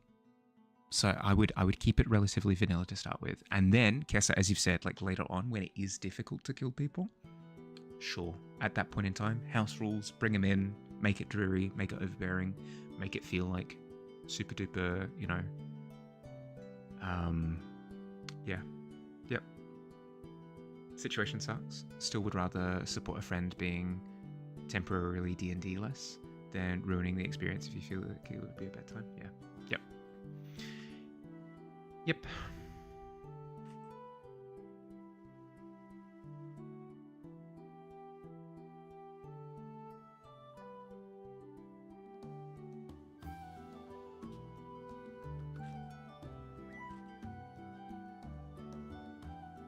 Like I've had pretty bad D&D before. One particular occasion that I'm thinking of, and it's incredibly awkward because you're basically looking to check out basically as soon as you've started. Depending on the thing that's bad about it, there's a degree of just like wanting to pass the time. It's not a state to be in, especially given that it's a commitment of hours. 3, 4, 5 hours, whatever it is. It's a commitment. Injury table makes it sound bleak. Yeah, like injury table can be a thing, I guess, but I don't know. It sounds like the kind of punishing that you'd only really have for grungy players who have quite a bit of experience and they're looking for something incredibly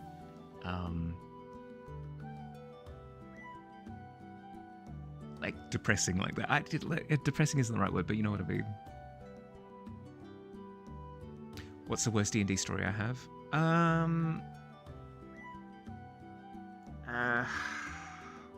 I'll change names and events slightly. There was a game of D&D that I invited Billy to, and the DM had built up this idea of like a world that he had in mind. Super enthusiastic for it. Had like shall we say like Fae theming to it or whatever, and it was like a passion project of his. You've been thinking of this story? Yeah. The problem that we had with that particular campaign was that there's railroading, and then there's what this DM was doing, where basically they would go, hey, you can do whatever you want, literally whatever you want, go for it, name whatever you want and you can do it. And then a bunch of players would be like, I would like to do this, I would like to climb up the building, and then the DM is like, no, you can't do that, moving on. And it's like, wait, pardon? And it's like, okay, so you get to this room, what's in the room? Nothing. Get out of the room. You're not intended to be in the room. It's, excuse me? What? You're promising me this sandbox. Yeah, exactly, Aiden. You're promising me this sandbox. But then every time I try to play in the sandbox, you're telling me that the sandbox doesn't exist and that we should get back onto the road that's heading that way, It was quite a few hours of us trying to play and him shutting down a lot, and essentially funneling us to a bunch of dead ends, like a lot of dead ends, where we would go to a location that he was clearly trying to get us to, and then we'd be like, okay, what do we do here? And he's like, you're here to look at a cutscene and then leave. That's like it. That's it. That's all you're here to do. It felt, I don't know, incredibly stiff, incredibly restrained, but with all of the promises of not being that. So it was a very confusing experience.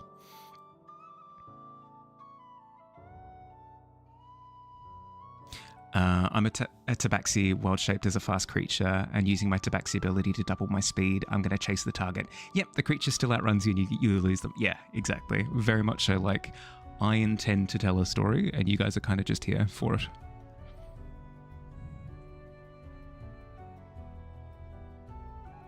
Your DM wants to play very dark fantasy, and 4 characters died. It was sad, but also deep. Imagine you've never played D&D before. You learn to make a character sheet, learn about the lore of the world, watch videos on good character writing, spend a week writing a character roll, an 87 and get disemboweled and die instantly. Yeah, yep. Before 5e, it was usual for death to be present in the games. I don't think death... There's a difference. There's death being present as a form of stakes, and then there's death being present as a deterrent for making decisions.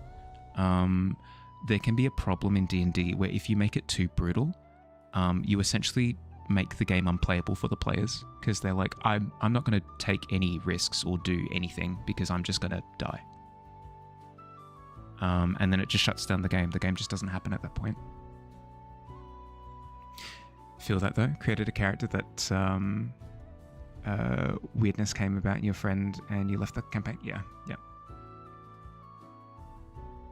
What did Billy do? Billy did nothing wrong. Billy did nothing at all. Sandbox with rails. It was strange. It was definitely strange.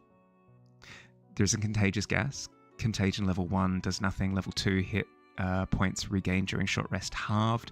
Level 3 no hit points restored during long rest. Level 4 all damage you deal is halved. Level 5 unconscious. Level 6 you turn into a monster. But isn't that already exhaustion? Don't you already have that as exhaustion levels? Why do you need to have a secondary exhaustion mechanic? That feels a little bit superfluous. But also, that kind of mechanic I'd expect to be at the end of like a level 10 or a level 15 adventure. I wouldn't imagine that being start. TTRPG isn't like a video game. Correct, yeah. Good person, just unfortunate situation. Yeah, for sure. Like, just difference in expectation. Like, expectations were raised in one area and then like, yeah. It just wasn't good. Wasn't good D&D for me, at least. I'm sure some people would enjoy. Like going through a very. There are some players who don't like making decisions. Who are very much so like, show me a way to go, and I'll play whatever you show me. Sure, they would flourish under that kind of DM. It's just not for me. I'm the type of character. I'm the type of player who will be like, hey, I would like to dig through that wall, please. Can I dig through that wall? You know. Like Call of Cthulhu, where the game is about giving characters trauma. Yep. He read Dungeons of Drakkenheim and thought, let's make it harder. Yeah, it's unnecessary. I don't know. D&D, learn D&D first, then crank up the difficulty afterwards, you know? Very much so kept your poker face tonight and allowed them to plan. Kata, Pixie's character, went invisible with Furbolg ability and used direction of flight. Running into tent of encampment. She then came face to face with a bugbear chief who was planning to not come out for a few rounds to make sure the fight wasn't too hard. Post game, you checked and ran a significantly deadly encounter, but they scraped through. That's what I was going to say. Is D&D is actually quite good at running to the wire, because you do have quite a few resources and it is quite kind on the surviving death side of things, especially if you have supports and stuff. But good to hear that you kind of stress tested them a little bit. That's fun.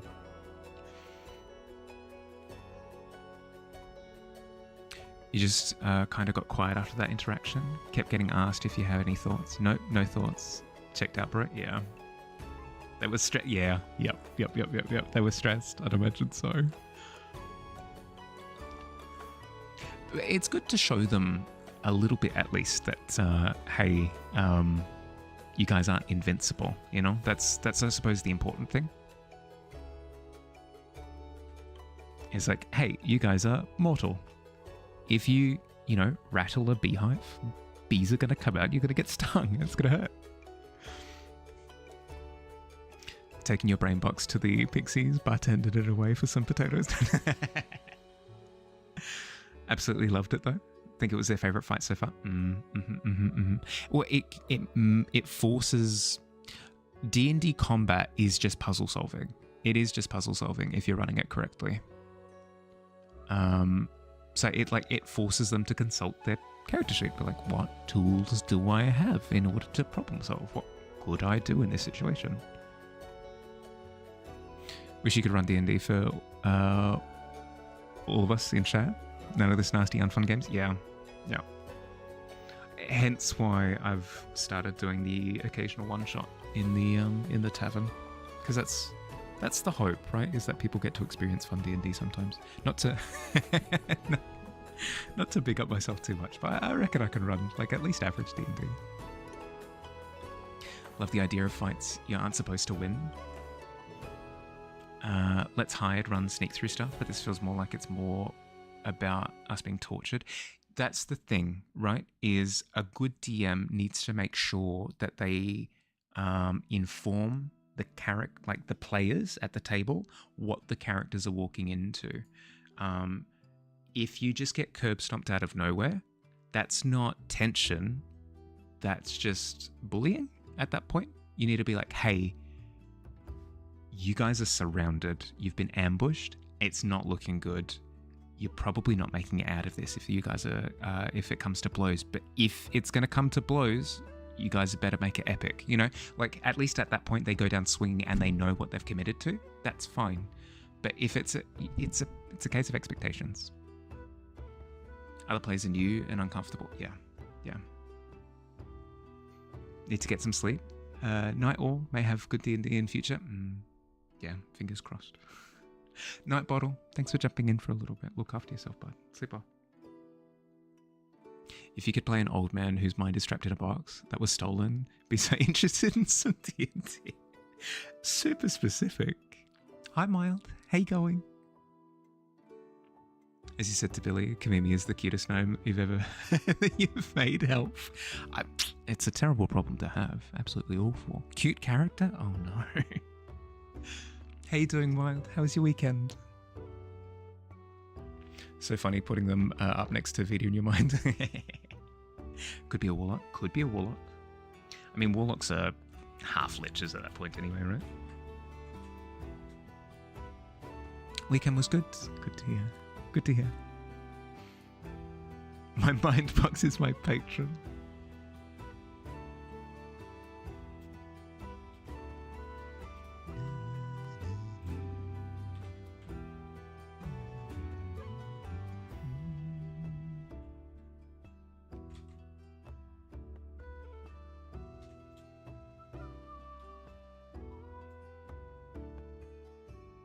You went around them?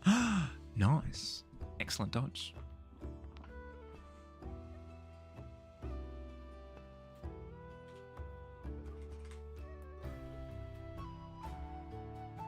Noxua finished quest? Ooh. I'll give it a look.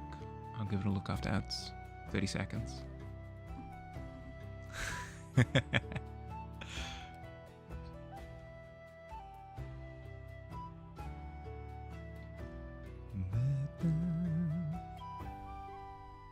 Find it so mangled and tortured that you don't know if you want it back. God. The equivalent of like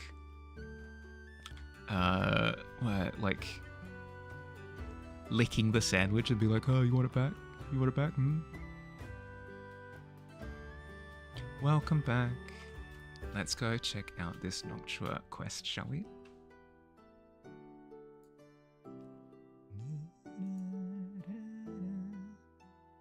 Okay, so Grissa the Sea Otter was wanting a mossling. Let's have a look. It's so good. Excuse me? It's so good. It's a little mossling. That's fantastic. With the little stick bug, like stick appendages and the moss everywhere and the leaves for the... it's so good. It's like sap. It's like sap at the... It's so good. Can you eat them? Probably full of good nutrition. Love how you texture color. Your brain is not actually in the box, just your mind. Don't tell him that. More ammunition. Something about warlocks? I know. Can you eat them? You can't eat warlocks. You might be able to eat the mossling, though. So good, Noctua. Well done. That's awesome. I don't know why, but I can immediately imagine it as a plushie, and I would want it on my bed. That's so good.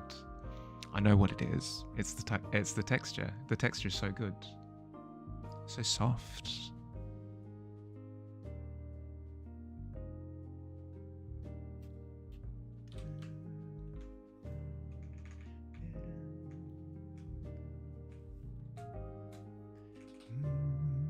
back from a game of League where you went 0-7 with your friends and proceeded to flame out bot lane because he was flaming out your friend for doing horrible in jungle when it was his third gameplay? Oh no.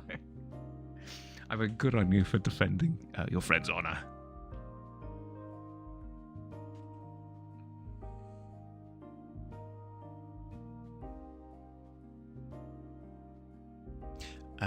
If you put your mind to it, you can eat most things. Someone asked Cessna. What's a Cessna? Fluffy moss moth. Your disembodied mind is lying under some old bogs. It's a faintly glowing gelatinous orb. Not crunch. No, don't say crunchy.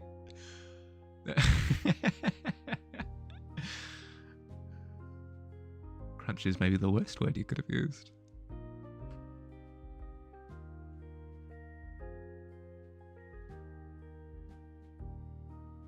Cessna is a popular type of small airplane. What? Somebody ate an airplane? Should probably cook dinner before it gets too late. Yeah, all good. All good. Do what you gotta do. Imagine it has a blue-green glow. Yeah, no, that reads mind. Like a blue glow, yeah. Was it rare or well done? I don't think they cooked the plane. Correct me if I'm wrong.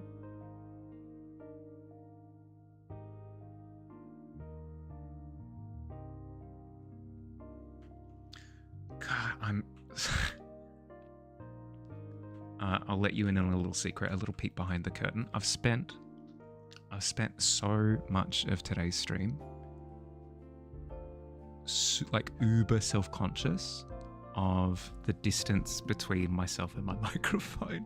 I'm going to re-watch stream afterwards just to like double check how my volume sounds, and I'm going to find out that like half of it was super crunchy. Ugh. So if it ever looks like I'm tampering with the microphone too much, it's because I am. It's because I am. I'm not even conscious of it.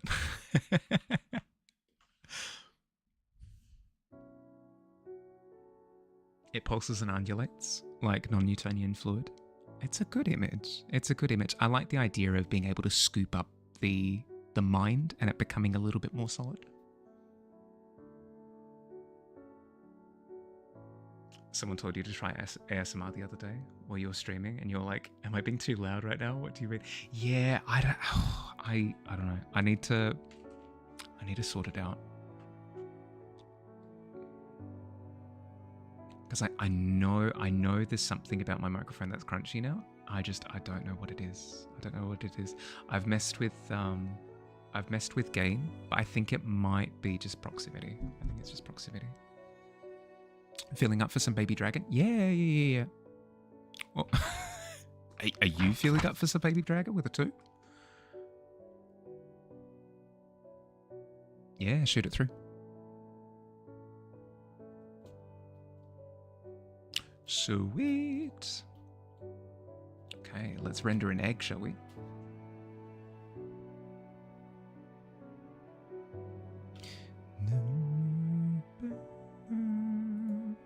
Should probably save. Let's have a look. Drogon. Here we are. So what do I want to do? I want to fix the shadows under Drogon. I want to render the egg in the background. I could put like some ruins or something behind as well. Could potentially do that. Have an extra 5 minutes. Thank you. Yu-Gi-Oh! Baby Dragon. Yeah. Yep. Performance of consumption of metal, glass, rubber, and other materials. He disassembled, cut up, and consumed items such as bicycles, shopping carts, televisions, beds, and a Cessna 150, among other items. It took him roughly 2 years from 1978 to 1980 to eat the Cessna 150. That's so much. That's so much just stuff. I don't know. It's when I read stuff like that I go, why do I care about like what I consume when people are eating airplanes? You know? But cool for some ruins? Yeah, I think so. Cessna 150 is a 2-seat tricycle gear general aviation airplane that was designed for flight training, touring, and personal use. In 1977, it was succeeded in production by the Cessna 152, minor modifications. But I mean, still, that's not reassuring. If you were to be like, hey, so I ate an aeroplane the other day, and then my response is obviously, excuse me, what did you say? Pardon? And then you try and reassure me with, don't worry, it was a small aeroplane.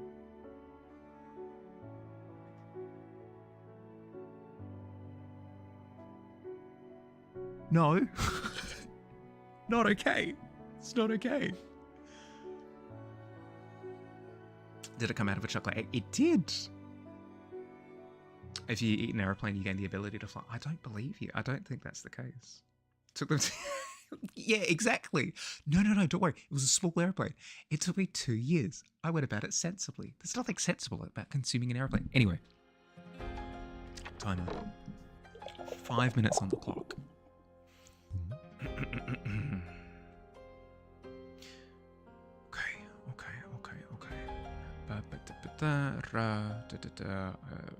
Yeah. Cool. 3, 2, 1. Let's go. Let's start with the background, because that's the thing that's going to take the most amount of time. So I'll understand how much time I've got left once I've done that. Do a bit of this.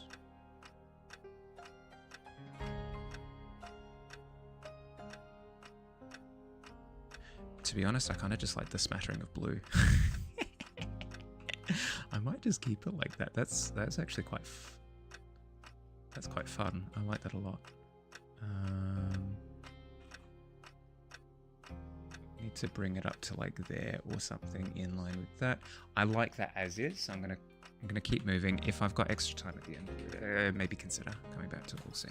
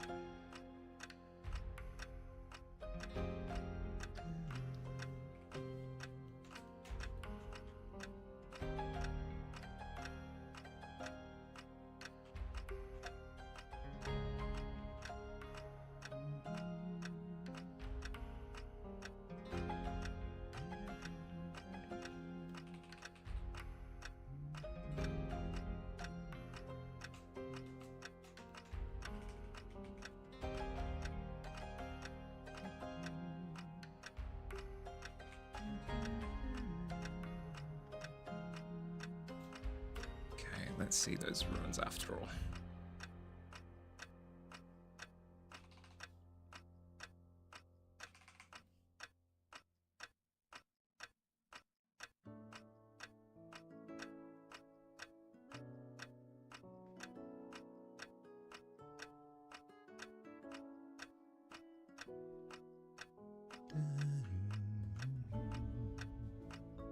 How was my weekend? Yeah, it was good. It was good. Last week was a bit of a reset week for me, where I had fixed my sleep over the previous weekend. So this weekend was kind of just like making sure that I was still stable, getting a bunch of chores that I needed to get done, planning a bunch of D&D. No, it was a good time. A good time. A nice chill weekend, more or less.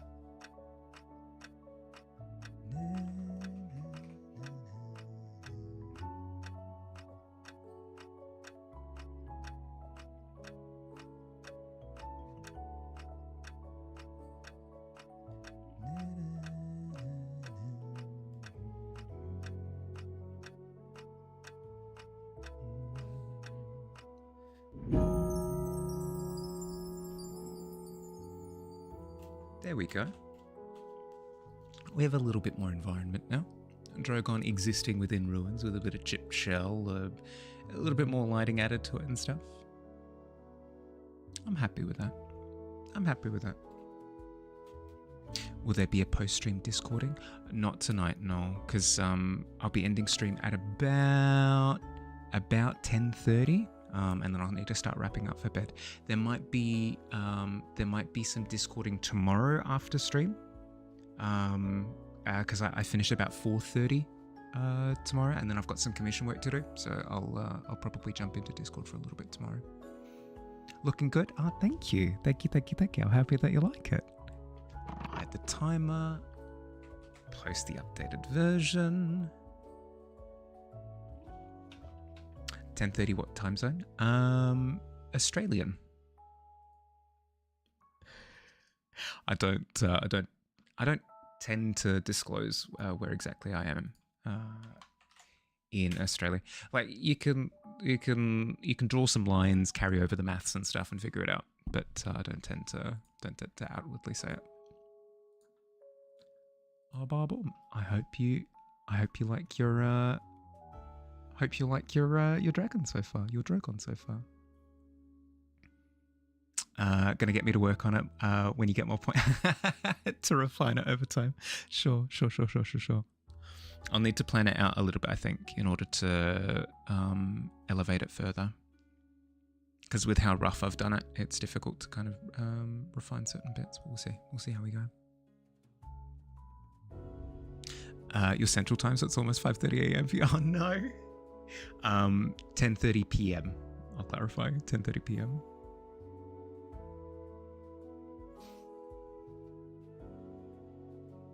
Mind box rattling. Really like it. Oh, good.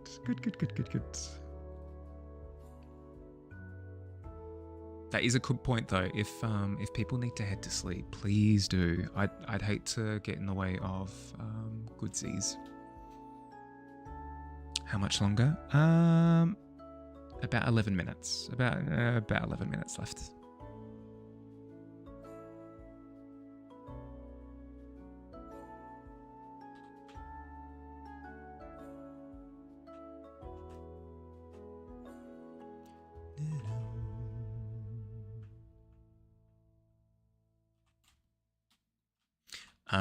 I'm trying to. I'm gonna say it. I'm gonna say it so you guys can keep me accountable. I'm gonna try to be relatively on time with all of my streams this week. Hopefully for the rest of the year, but I'm giving myself the goal of at least this week. So absolutely drag me across the rake me across the coals. We got there. Rake me across the coals if I'm running substantially late for any of the streams this week. How much did I get done today? Yeah, quite a bit. Sorted out a bunch of stuff with stream. Got quite a bit of work done on the commission. I'm almost able to, at the cusp of being able to apply for my PO box as well, which is going to be sick because then I can start sending out prints again. Noted. That's fair. Just hard to know how much time until sometimes when people say a time, I don't know what time it is for them. Fair. If you're wondering about stream times, because I intend to be on time with my streams this week, If you look at the schedule down in the description area underneath the stream, it should have a relatively accurate stream schedule, which should be accurate to your time as well. Should be. Just woke up a little bit ago, so you're okay? Okay. What is time? What is time, boy? Time to get a watch, Dad. He immediately vaults out the window and sprints as Kratos just starts screaming and running after him. Oh, good lord. Fetch me my time folder.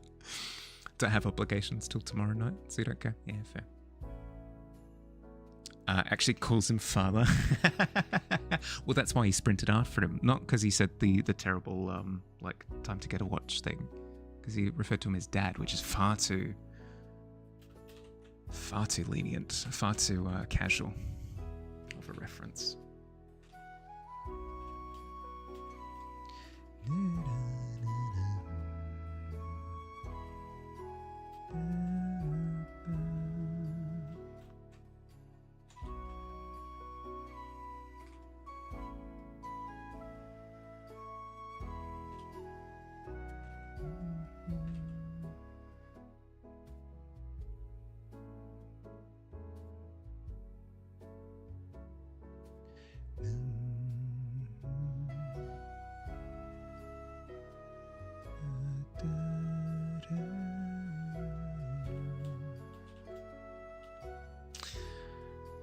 Speaking of things that I'm hesitantly planning, I'm also planning on starting up my daily studies again. I had a good stint a couple of years ago where I was doing daily landscape studies, 2 hours every day. I burnt out in 6 months, but that first 6 months was incredibly productive, incredibly so. So I'm thinking of reinstating daily studies, just not the 2 hours and not the same degree of detail and quality. I'm gonna try to focus on just pulling out the like the important guts of it. Like pull out the intestines, pull out like the bladders, like the gallbladder, the kidneys. I guess could use the kidneys of practice of study. Could use the heart. I guess probably need a heart.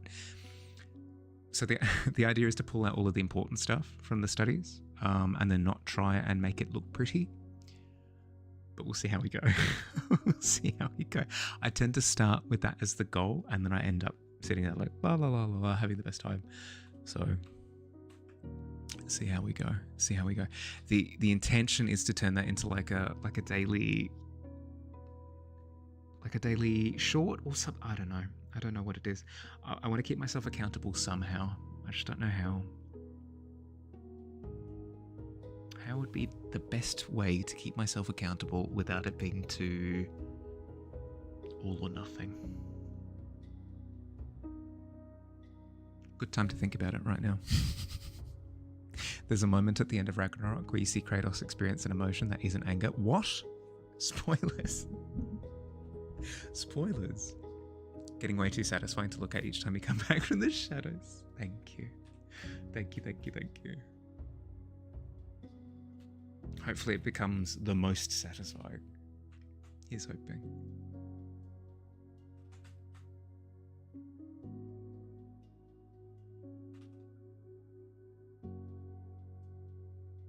You know, the classic, like, your greatest enemy is yourself, or like, the mind is one's own weakness, blah, blah, blah, blah, blah, blah. It's so freaking true.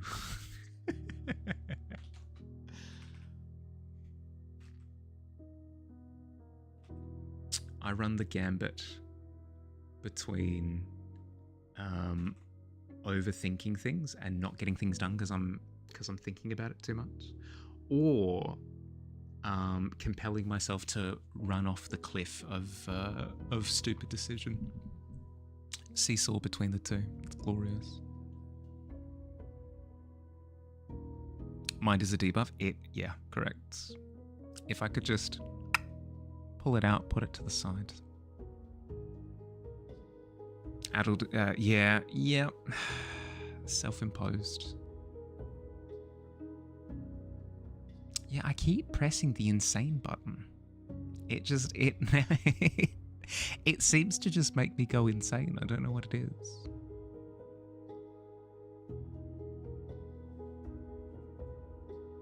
Something about that feature. Tisk, tisk, tisk.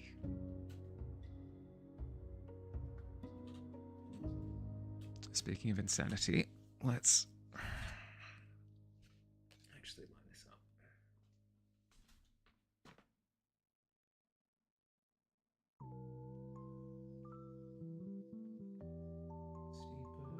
Steeper. Yeah, all needs to be steeper. All needs to be steeper.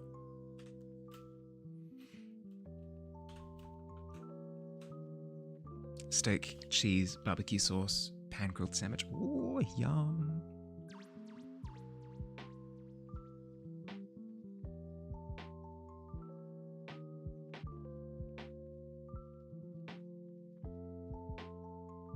Okay, so in theory, edit, transform, skew, steeper, steep, steep, steep.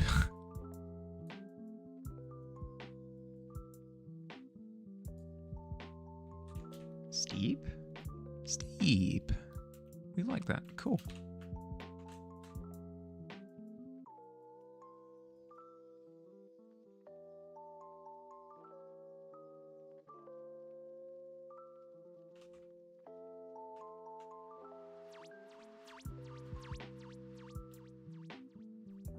That's my son. That's my digital art son. Yeah.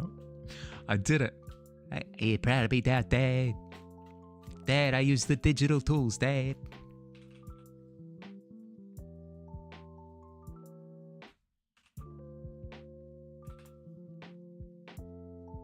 Oops.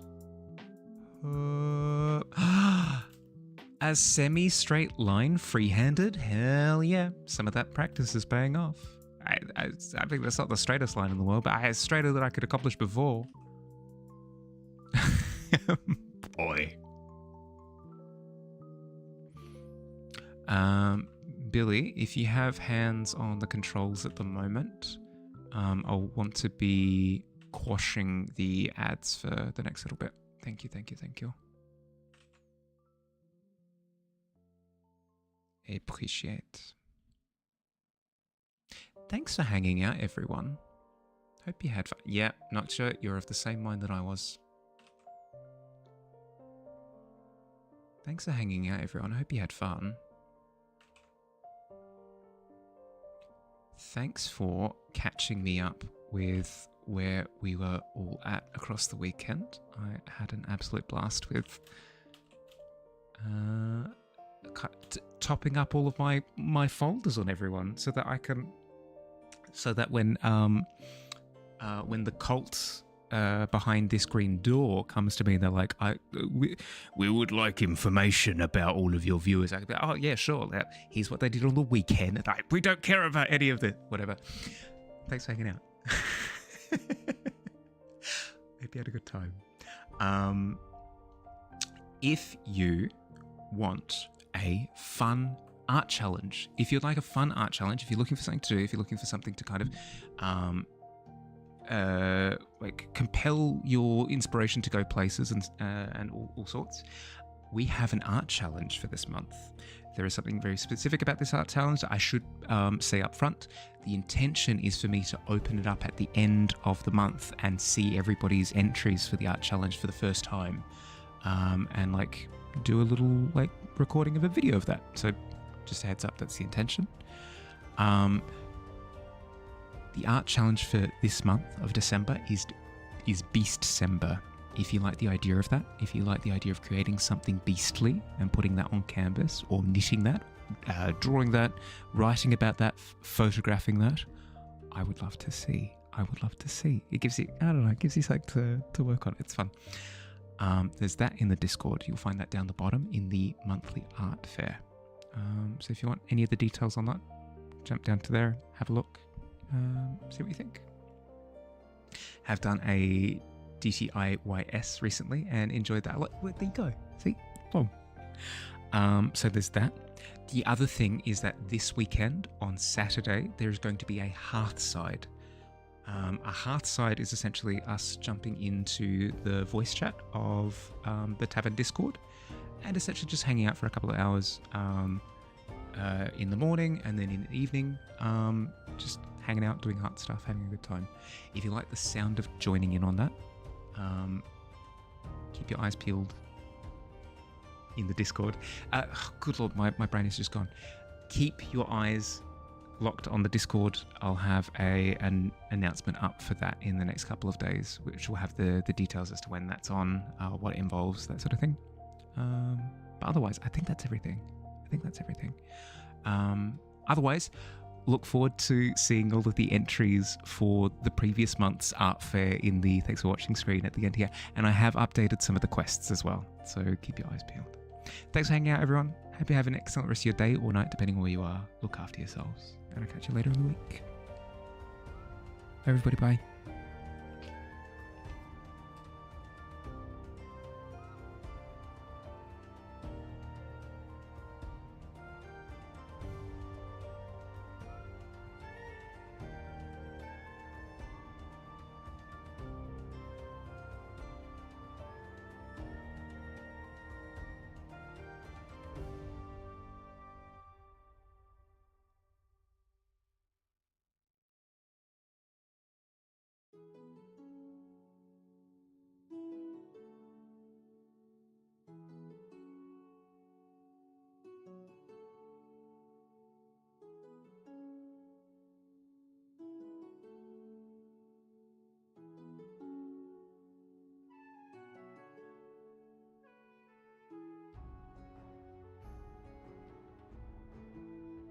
God.